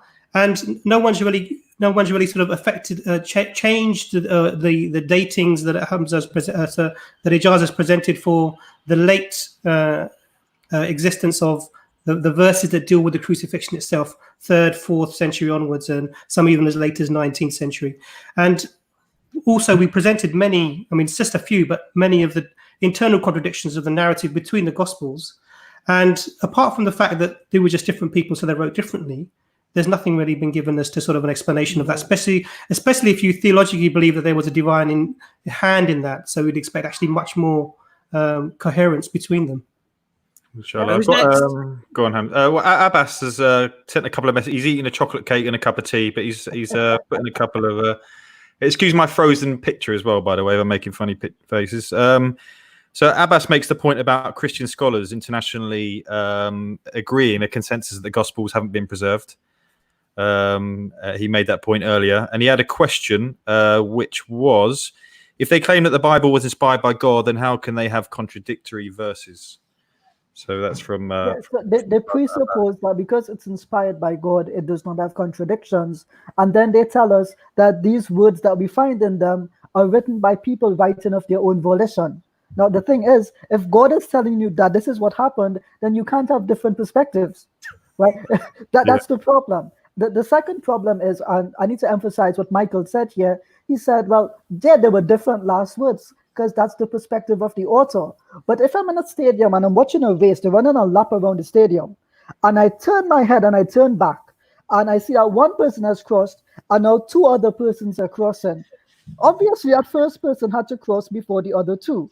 It's not that the other 2 crossed, and then that guy magically appeared 10 meters in front of them. So there can only be one objective understanding of what happened. Sure. Yes, you can have different perspectives, but different perspectives simply mean that you write about the same event from a different understanding. I'll give you an example. Again, the person who sees that one person has crossed the line and another who looks and sees the person now crossing the line. They both see the person crossing the line at 2 different times, but they agree that person crossed the line.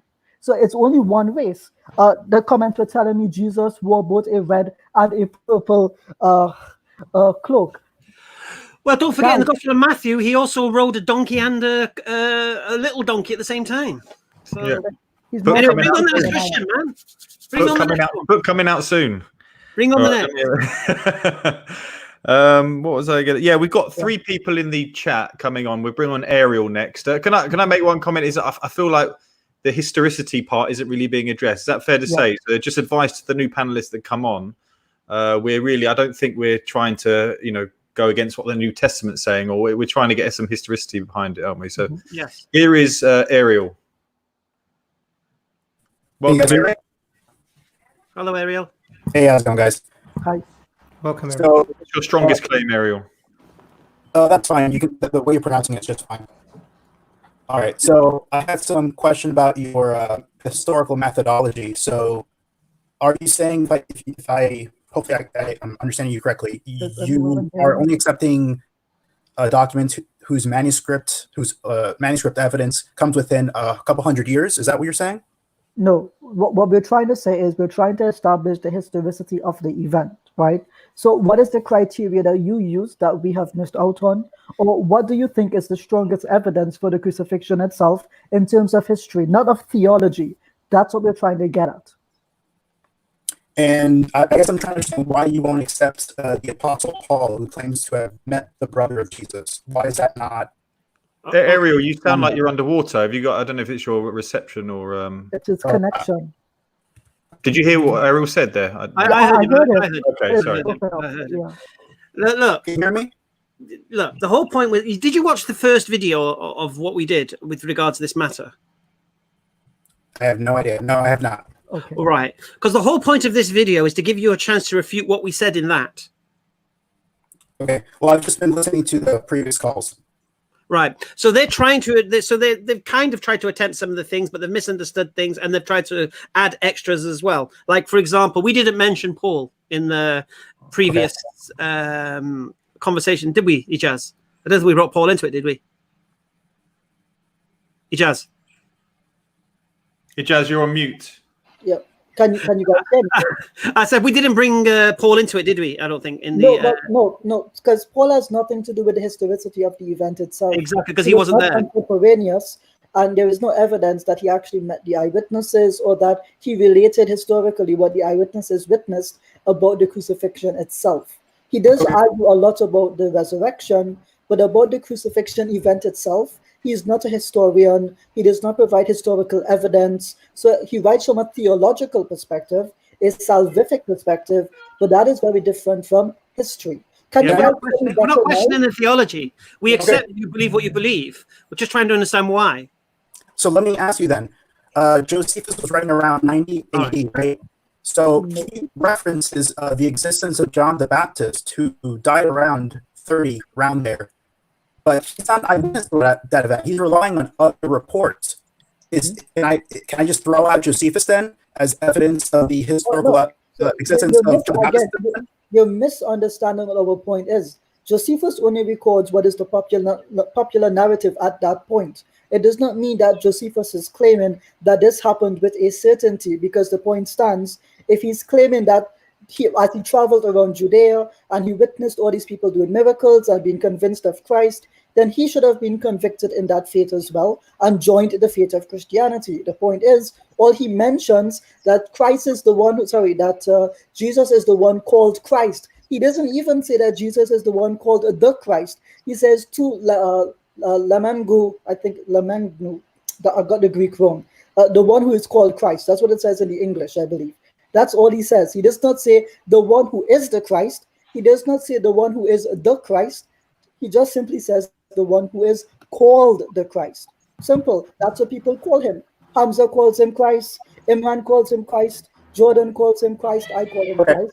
So what I'm trying to point out is, if we have this methodology that you're using, we're going to have to throw out a lot of people who we would otherwise have historical evidence for. So we no longer have historical evidence for John the Baptist according to this methodology. So other than what we have 600 years later in the Quran, we have no historical evidence for John the Baptist. And the Christians, up until Muhammad, had no reason to believe that John the Baptist even existed, because the earliest mention of the Bible is Josephus.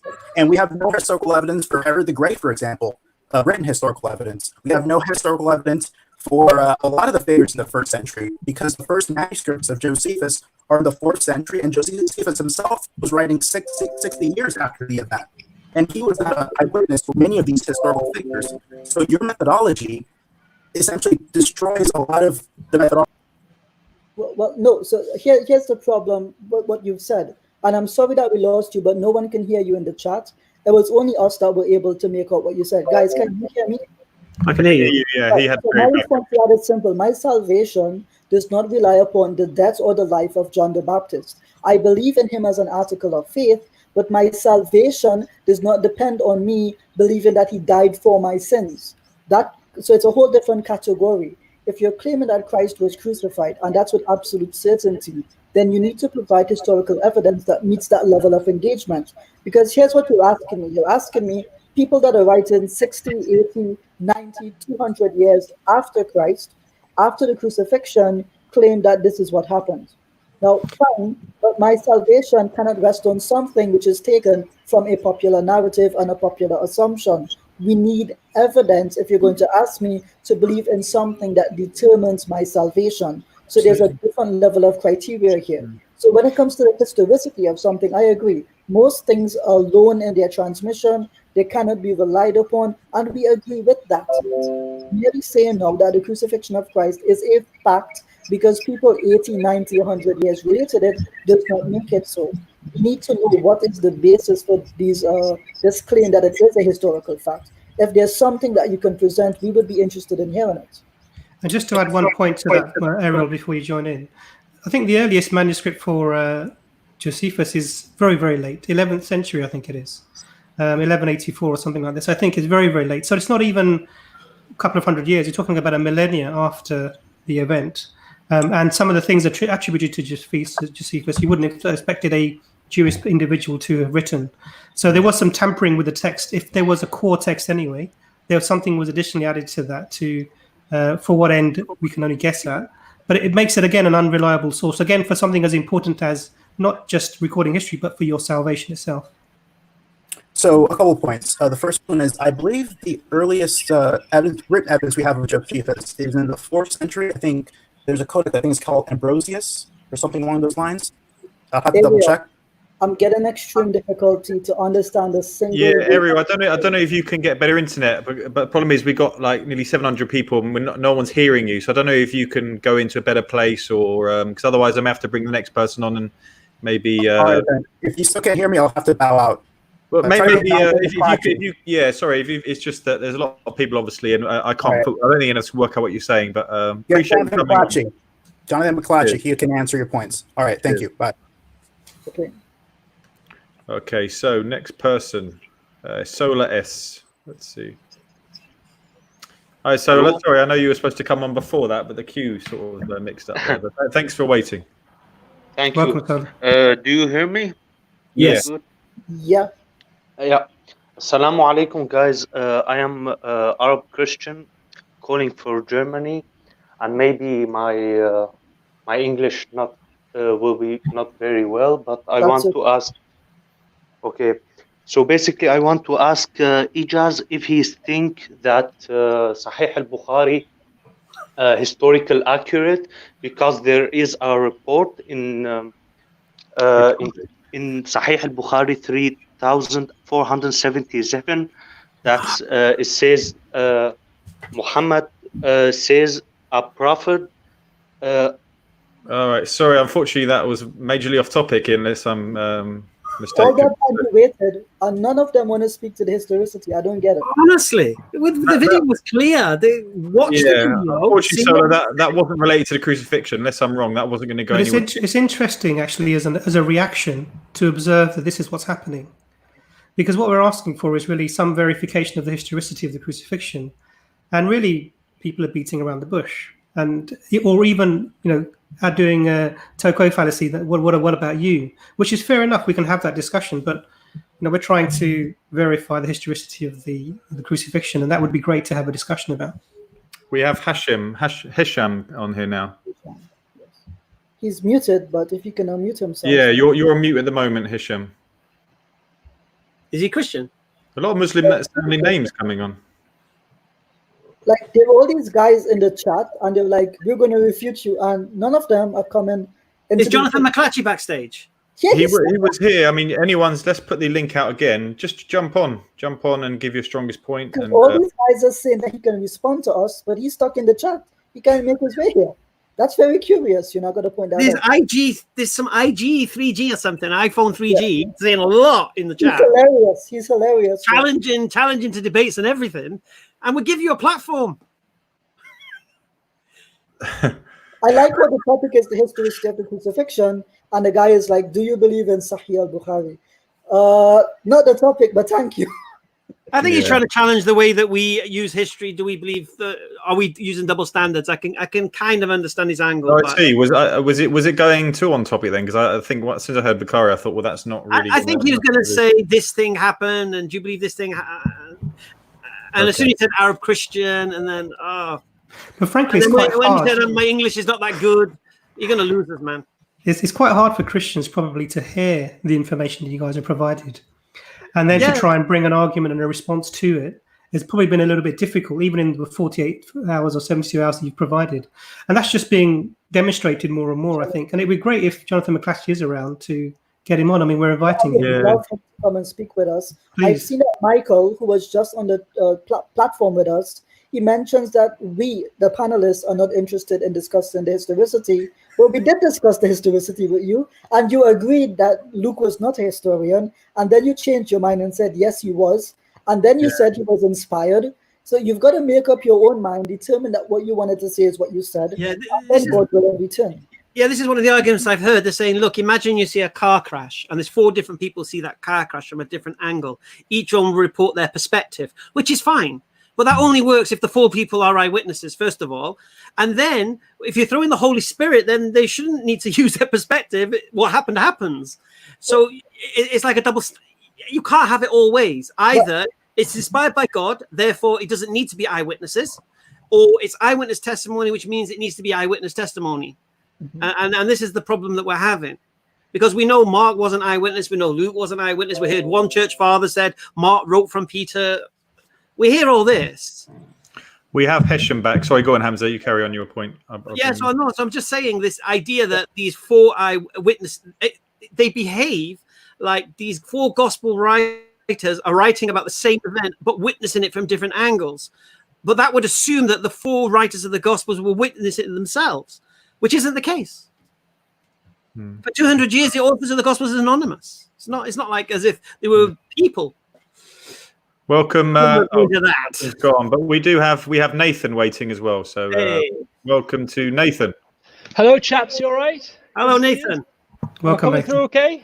Yeah, all clear. How you doing, chaps? Right. So I want to talk a little bit about history because everyone's talking too much about gospels and things like that. So let's get to it, right?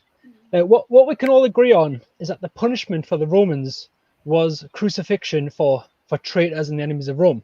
Mm-hmm. So we have to ask who Jesus was, right? Jesus was through the eyes of the Romans, was a rebel in Judea in around the 1st century, and his rebellion was unsuccessful. Therefore, his punishment would therefore logically be crucifixion. What do you guys think of that? Nathan, I would have to disagree right out of the gates, because at no point did Jesus try to usurp the authority of Caesar, at least not in my estimation. And in fact, the Gospels actually record that Pilate's wife got a dream the night before that Jesus was an innocent man, and that when she wrote a letter or a message to him. Okay, can I stop you there? Because you're talking about scripture again, that kind of stuff. Her dream is irrelevant. Okay, Jesus is a political figure who has moved into Jerusalem on a donkey. How do you know that? How do I know that? Yeah. Well, I'm using the sources of. Also, using the scripture, yeah. Well, in a minute, yeah. So we can't, but you can. Okay. No, not like that. I'm just saying. So instead of the details, let's just look at the broader picture of who we think Jesus was. No, but where are you getting information from? We're just assuming that he's a real person. No, where are you getting your information from? I'm just talking about general history. Where from? No, what general historical source says that he's a rebel against Pontius Pilate? Who said Jesus was a rebel? The Roman Empire exists in Judea in the 1st century. Jesus, right? All right, that's a fact. Oh, go on. Yeah. Jesus, should he exist, and for the sake of this argument, we're assuming he does. He is then a threat to Roman supremacy in Judea. Why is he a threat? Because he has a large following. He's countermounting the Pharisees and such. He enters Jerusalem. So, what is your source for that claim that he was countermanding the Pharisees? Yeah. Well, that comes from the Gospels, but we're just assuming that. Scripture. Yeah, but I'm not putting that down as I believe this. No, but what you're doing is you're building your premise on the Scripture, as if it's historical. My premise is on the reaction of the Roman authority, and that is to put down anyone who speaks out against Rome. But Nathan, even in your narrative that because you do refer ultimately to the Gospels, even on the crucifixion, even when it was happening, there were two Jesuses. Exactly, I was about to say that. Barabbas as well. The Romans, absolutely. So Barabbas, there were two people. There were two people. Just to make the point, because it's important. If you were saying that the crucifixion is used for a specific punishment because the Roman authorities feel threatened in some way by somebody who may usurp them, there were two people named Jesus who were on trial for the same thing at that time. So which one of them was crucified then? We talk about Jesus Barabbas, who was released. And he was a rebel leader, Jesus, the son of the Father. That's what Barabbas means. Yes. Jesus Barabbas. Does Jesus the son of the Father or Jesus the Christ? I can't say that's in the Gospel. So this is the problem with this approach. I just want to bring forward that the Roman Empire would put down anybody who. Yeah, but Nathan, Nathan, I'll tell you what throws a spanner in your works, mate. Yeah. According to the New Testament, the Romans released the rebel leader and crucified Jesus. Now, Jesus was the one who told the Jews to keep paying your taxes. Render unto Caesar what's due to Caesar. So let's move away from the Gospels and ask the question: who do we think that Jesus is? No, let's stay on the Gospels right now. Let's stay on the Gospels right now, just so we can destroy that particular point. Then we can move on. Okay. So understand your narrative. You're saying the Romans are going to crucify someone who's a danger to Rome, and yet, according to the New Testament, they released the rebel leader. And then what happened? There was a rebellion. A rebellion. We talk about 70 AD. Yeah. Yeah. But it started before that. The point here is this. If you're saying Jesus had to be crucified because he was a rebel, why would the Romans release the rebel leader? This is a bit confusing because we're using the Gospels and as the sources. All right, okay. Let's forget the Gospels. Talk to me about the life of Jesus without the Gospels. Okay, who do we think that Jesus is? Because in the popular imagination, Jesus is someone who was alive in the 1st century AD, who led a rebellion or of whatever sorts, and then came against the Romans and suffered. Not a historical fact. The popular imagination thinks that he was God. That's not a historical. It's not a historical fact. No. Right. So you only know about the life of Jesus from the New Testament. We're assuming that is the Jesus we're talking about. That's but my whole point is that the Romans will execute anybody mercilessly and brutally. I've got another point about. Executed. He was let go. I think we should move on from this particular point, Nathan. No disrespect. Can I just add something to that, Nathan? It must have sounded so good in your head. just to add something to that. It did. It's not coming across as well. It must have sounded fantastic in your head. Nathan, I just want to say that I think when I saw you, I thought you were Muslim, and I think you'd make a great Muslim. But the point. Revert to Islam. Oh, mashallah. Okay, that's good. Mashallah. Okay, assalamu alaikum. So I think the thing to say is that. So you throw me with this revert to Islam. I wasn't expecting that. I just said you look like a Muslim, alhamdulillah. Oh, that's because I haven't had a shave because of the quarantine. Barbers aren't open. and I've had to shave because I'm wearing a mask to work. So I think the point to make was that this just if you go with trying to establish history about really generally, then we get stuck with two people called Jesus who were there at the time. The idea that Jesus was not crucified is a pre-Islamic idea. So it predates Islam. So we have people from the history of the early Christians who doubted that Jesus was crucified. There were theories that it may have been Simon of Cyrene who initially had taken the cross and then carried on. So there are lots of pre-Islamic ideas about the crucifixion not having taken place that are nothing to do with Muslims anyway. All the Quran really says is that people think it happened, but it didn't really. And this is really the point. And this is so the history will record something along those lines that it happened in a vague way, like we're seeing people turning to, people who've recorded things in history, and historians just record whatever the prevailing narrative is. But they're not going to get to the point of establishing for a fact that this thing happened. And that was really the point that's being made. How's your Ramadan going, by the way? It's excellent. It's fantastic. Okay, alhamdulillah, that's good. Yeah. I do have another point to make about Josephus, okay? And obviously this probably sounds a lot better in my head, but we're going to roll with it, okay, right? So I'm going to reference the Gospels just for a second, right? So what we know in the Gospels and what they all generally agree on is that Jesus was crucified with two of the chaps who were the thieves. And then he was brought down from the cross on the request of a chap called Joseph of Arimathea. So I'm just going to read a little bit of Josephus, and it says, this is my quote: "I saw many captives crucified, and remembered 3 of these as my former acquaintances. I was very sorry at this in mind, and I went with tears in my eyes to Titus, and he told them, so immediately condemned them to be taken down, and I have the greatest care of them in order for them to recover.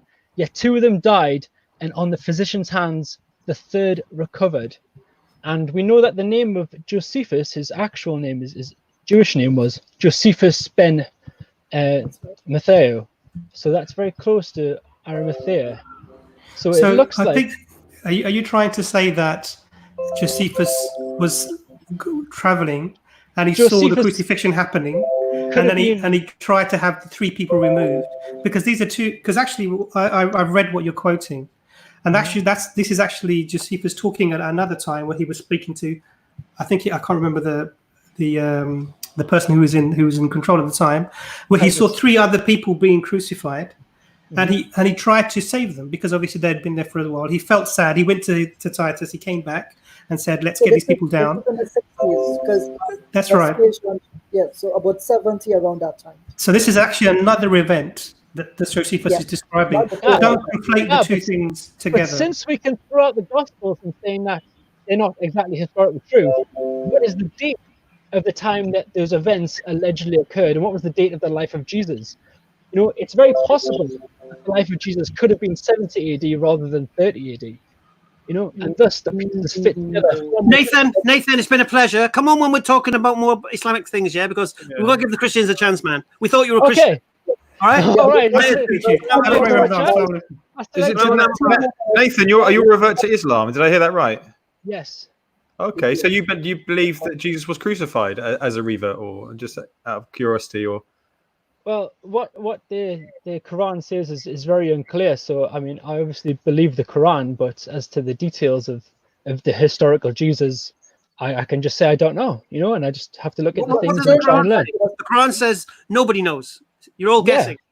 So I just came here to guess. I came here to use my knowledge of the Roman Empire and see how it goes. But stay in touch. Bye. Guys, we've got 10 more minutes. Can we get a Christian that actually has a claim that we can engage? Like, let's verify that they're Christian first, and then let's verify that they have a claim. Jordan, please, what are you doing, mate? Christians or Quran? Oh, we have someone else here. Okay. Yeah, but who are they? I have to let this person on though. Look, you'll see why. You'll see why. All right. Assalamualaikum. There are no Christians in the chat at the moment. As soon as somebody comes on, I'll put them straight on. There's no one in the queue. Really? Where's Jonathan? Where's Jonathan? Where's iPhone 3G or whatever he was? I think Sahih Luke said he was coming back, didn't he? Didn't Sahih Luke say he's coming back with the email and stuff? So No, let me tell you what is interesting about. See, here's the thing. In the first video, we made very specific claims with very specific references, right? So the goal of this 2 hours, it was supposed to be an hour and a half. We're almost at 2 hours now. Another single Christian came to say, here is some clear-cut evidence. Can you engage with it? I see that, for example, Michael went back into the chat and he's been posting, scholars say it's an indisputable fact. That's all well and nice, but we want to know how they arrived at that point. Sahih Luke said he had manuscript evidence. did a runner on us, right? What we want is people to give a methodology and evidence to use that methodology upon that is consistent. A lot of people don't seem to realize that if you depend on Tacitus, Josephus, and Lucian, they don't make any claims that Christians would generally agree with. I'll give you an example. I love what Lucian of Samosata says. He says that the Christians gave Jesus every title that they can give. And I sat and I thought about it. They call him the King of the Jews, God, Son of God, High Priest, Messiah, Teacher, Rabbi. They just went on and on and on. So, there are some things that we can generally agree on that they did, but we are not getting any evidences that we can historically engage with. I saw, for example, that John T. McClatchy said, I misused the criteria of dissimilarity.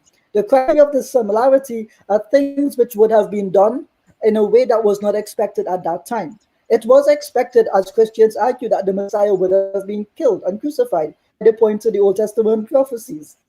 So this was something that would have been expected, but the criterion of dissimilarity does not apply to it. So please, we're begging all these people who have so much to say. They're writing essays in the comments. I'm reading like dozens of them, and like not one of these people is coming up. I mean, like we got more Muslims coming to chat with, and we got Christians. And we gave them 3 days and 3 nights to prepare, and they're looking on from afar. So, yeah, Abbas, do you want to give your sort of take on things? Well, it's very interesting hearing these discussions, and I'm not an expert on Christianity and debating, Christians, because I think, mashallah, you guys do a wonderful job. But looking at it logically, if I were a follower of Jesus, I would want to know exactly what Jesus told me in terms of what I should believe, right? Now, if you have modern day historians internationally, some of whom are practicing Christians, churchgoers, who are saying that these scriptures have alterations, they have mistakes, they have fabrications. People have actually added things to establish a certain theology. Now, if that is the case, it is impossible to argue in the same breath that these are inspired by God, because then you're assuming that God has inspired people to add things in the Bible to establish a particular theology, which hundreds of years later is found out to be a fraud and then has to be removed. So logically, that doesn't make sense. You can't have your cake and eat it. You can't say it's inspired by God, and then you can then on the next breath say these are just eyewitness testimonies and they got things slightly wrong. Exactly. Either it's inspired by God or it's an eyewitness testimony. They can't be both. That's the point here. And so I sort of fail to understand how somebody can quote the Bible as a defense to their theology when in fact their own theologians, their own academics who have studied this for 30, 40, 50, and looking at what Bar Ehrman said, a lot of these critical scholarship that's happening in the last 30, 40 years, we simply didn't have the material to be able to scrutinize the scriptures the way that we've been able to do so with the advent of computers and tracking things and comparing things, mass data. And it's now become evident in the last 30, 40 years that, there were huge problems before, but now those problems have simply multiplied many, many fold. And yet we have, good people. I'm not saying Christians are bad people, but, they have a great conviction. They want to worship God. They want to, they want to do what the will of God and everything else. But you've got to understand that if you can prove mass corruption within a scripture, it cannot be trustable that is exactly what God is telling you to do. And that's the issue that I find is often confused here, Yeah. Do you think we should give these guys a part 3? Should we give them a chance? Yeah, I think this is a final call, I guess. If anyone wants to come on now. Hang a minute. Let me just point out something in the comments, right? There's a guy called Chris Claus in the comments. He says that the Christians don't want to come on because Ijaz is dishonest, right? Now, let me tell you who Chris Close is so everyone understands the kind of individual this comment is coming from. He gave himself the title Dr. Chris Claus so that Muslims would actually speak with him on the internet. They found him so incredible that he actually had to fake having a PhD. In fact, Jonathan McLatchy hosted this guy as a person with a PhD, later found out it was just a username on the internet, and now he's telling us about people being dishonest. Christians, what are you doing? It's not smart. May I point out something here? If there are any Christians, please come on. But I just want to add one piece of evidence to what we've said so far. Papias says, and Gary Habermas points this out in his book about Jesus, right? He says that Papias uses the word anakrisis, which means to interrogate. That Papias was interrogating the disciples of the elders. So it's like the 4th generation Christians, right? Now Papias is living at towards the end of the 1st century, and he writes towards the beginning of the 2nd century. This word anakrisis means a preliminary inquiry, to the point that you're not interrogating someone, you're just asking, hey, what do you believe? What can you tell me about these things? And in Athenian law, anakrisis was just that, asking preliminary questions. How was your day? What did you do on this day? You're not asking for specific details. You're not comparing and contrasting information. It's simple questions. So even Papias did not do what these guys think he did to arrive at the conclusion that Mark and Matthew wrote Gospels. So we want guys who can challenge points like that. I don't want people to come here and tell me Jesus died for my sins because on the cross he said these words. That doesn't help me. It's not historical. You get the point? My goodness. Yeah. Well, and here's the point, you see. If someone's trying to make the claim that you're dishonest, this is the place to expose you. Come on. Yep. This is what we're doing. We're bringing you on. Tell us what we've said that you think that we're I seen the comments on the video, saying, oh, Hamza is just confusing Christians, saying things that they can't respond to because they don't have the knowledge. Yeah, fine, fair enough. If they don't have the knowledge, I get it. But there's people out there with the knowledge. There's people in the chat with the knowledge. Where are you? Yeah. Like I say, do you want to do a part 3 in say 4 days? Yeah, I think let's do a part 3 in a few days, and inshallah, see if we can get some of the big boys on as well. Yeah. Here's what we want. Christians, if you're listening to us, you've heard us speak about the historicity of the event. We've spoken about what historiography is. We've spoken about archaeological potential evidences and what would matter and not matter. We've spoken a little bit about textual criticism, but we didn't rely upon that. We're just using that to point out that the narratives have developed over time. They even had to harmonize what Jesus said on the cross because he said too many different things. So at the end of the day, here's what we've ended up with. We've been given no evidence or reason to believe that the crucifixion happened as the Gospels present it. They've not gone to Josephus. I think one guy mentioned Josephus, but he agreed with us. Yeah, there was nothing historically we can extract from Josephus to say that, the crucifixion is presented, that is what happened. So brothers, get your Christian friends, call them out. Look how nice Hamza. I've never seen Hamza this nice before. And I've spent time with this man. He was so pleasant and kind, right? Dr. Imran, coming from a very long day of doing some very life-saving work, Allah reward him. I mean, he's here today because he doesn't just care about your physical health, but also your spiritual health. Allah. Right? And I think that's really, really important. So this is not done in the spirits of animosity or ridicule or anything like this. This is actually done in the sense of love, because we, as Muslims, we believe that we have a way of being in the world which will lead you to Jannah, paradise. And we wish this for everyone. So engaging these types of very important topics, talking about the evidence base for your belief, is really, really important. And it's done in a way that you would like to give somebody, invite somebody to a lovely meal and share our food with us. This is really what's being done. And if it comes across in a negative way, then we apologize for that.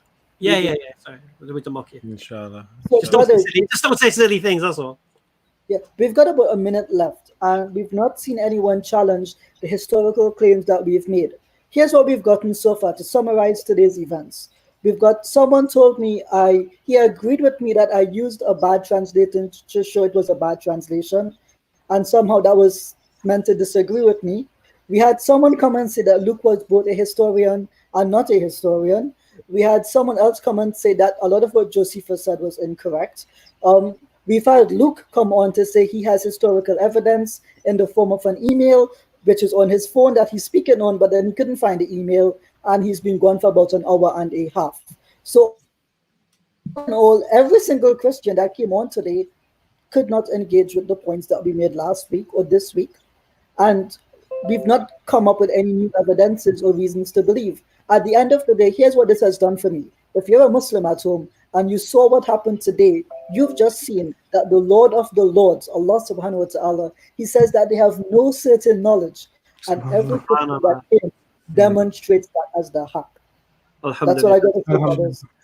It's quite interesting because we've had Jonathan McClatchy in the comments, and he sort of, everyone was referring to him. So it's not like there haven't been people here who have the potential to maybe give an answer. There have been, but I don't know why he wouldn't take the offer. Maybe this is the Jonathan McClatchy that's debated Shabir Ali, isn't it? Yeah. So a really experienced debater and a Christian I think if you think the comments are about 15 people, and I think there's 700 watching, so I'm sure there's lots of people out there that maybe they'll come next time. Well, I noticed in the comments you got that iPhone 3G talking a lot. Yeah, Jonathan McClatchy lording about, and Twinkle Toes was here and there, I think. And but in the comment section when we advertised this video, there were so many people. Yeah, I'm going to come on. I'm going to do this. Where are you? To quote Delia Smith. I think one other last point that I just want to make very quickly, if you allow me, is that from a Christian perspective, what they need to ask themselves is that if this revelation clearly is objectively, provably manipulated, changed, and fabricated in sections, we're not saying all of it is, then it's only rational and logical that for guidance, there had to have come another revelation afterwards to correct those fabrications and those mistakes. It's rational to believe that, because God would not leave his flock without true, unaltered, unfabricated guidance. And this is exactly what the Qur'an is saying. The Qur'an is saying that it's the what's the exact term, Imran? The corrector, or no, that's not the exact word the Qur'an uses. Criterion. Right, the criterion. In other words, to judge what has come before. And that would make perfect, rational, logical sense, that if you have a scripture that's apparently from God, yet it has been manipulated, which is accepted by most sensible Christians, to be honest, then there has to come another scripture afterwards correcting those potential errors.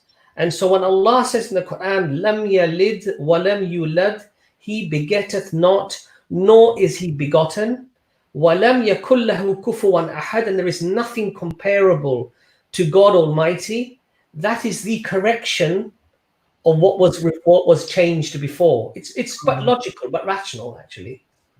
Absolutely. If I may just add one quick point, Brother Abbas, that was brilliant. May Allah reward you for that. Just one quick point. I know of an ex-Christian who wrote a book on the propaganda that some of these people use against Islam. It's a book called Consider Islam, Disproving the Patriots of Propaganda by Brother Kenny Boma. Let me just say, it's a really wonderful book, and I did enjoy it. And I did see him in the comments here today.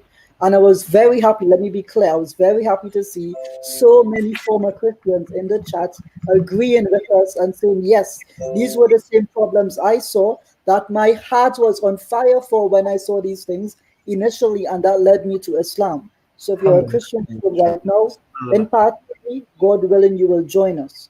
And we want you to speak with us because we value each and every one of you for the sake of God.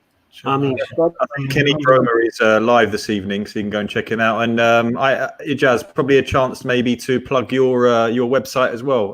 While we've got a few listeners, Calling Christians. So to be clear, so Calling Christians is a blog written by a very handsome and single available brother.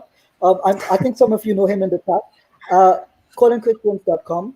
I am writing a book on the crucifixion. Inshallah, it should be done by the end of Ramadan. We have a couple of brothers like Brother Adnan and a couple of others that will be taking a critical look at it.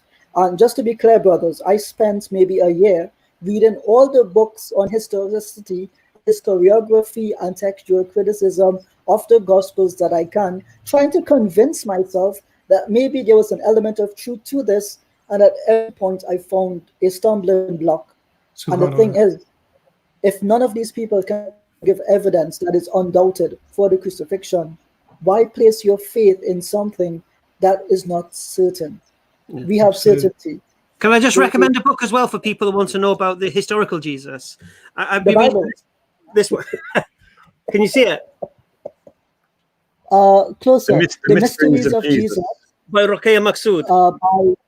You told me about this one. Yes. Yeah, she was a Christian PhD in theology, and mashallah, she wrote a book after embracing Islam in 1986 about the historical Jesus. Question, all the things I brought up about the Jewish tradition of 24 hours to recant for blasphemy, the putting someone on trial on the eve of it, all of these things.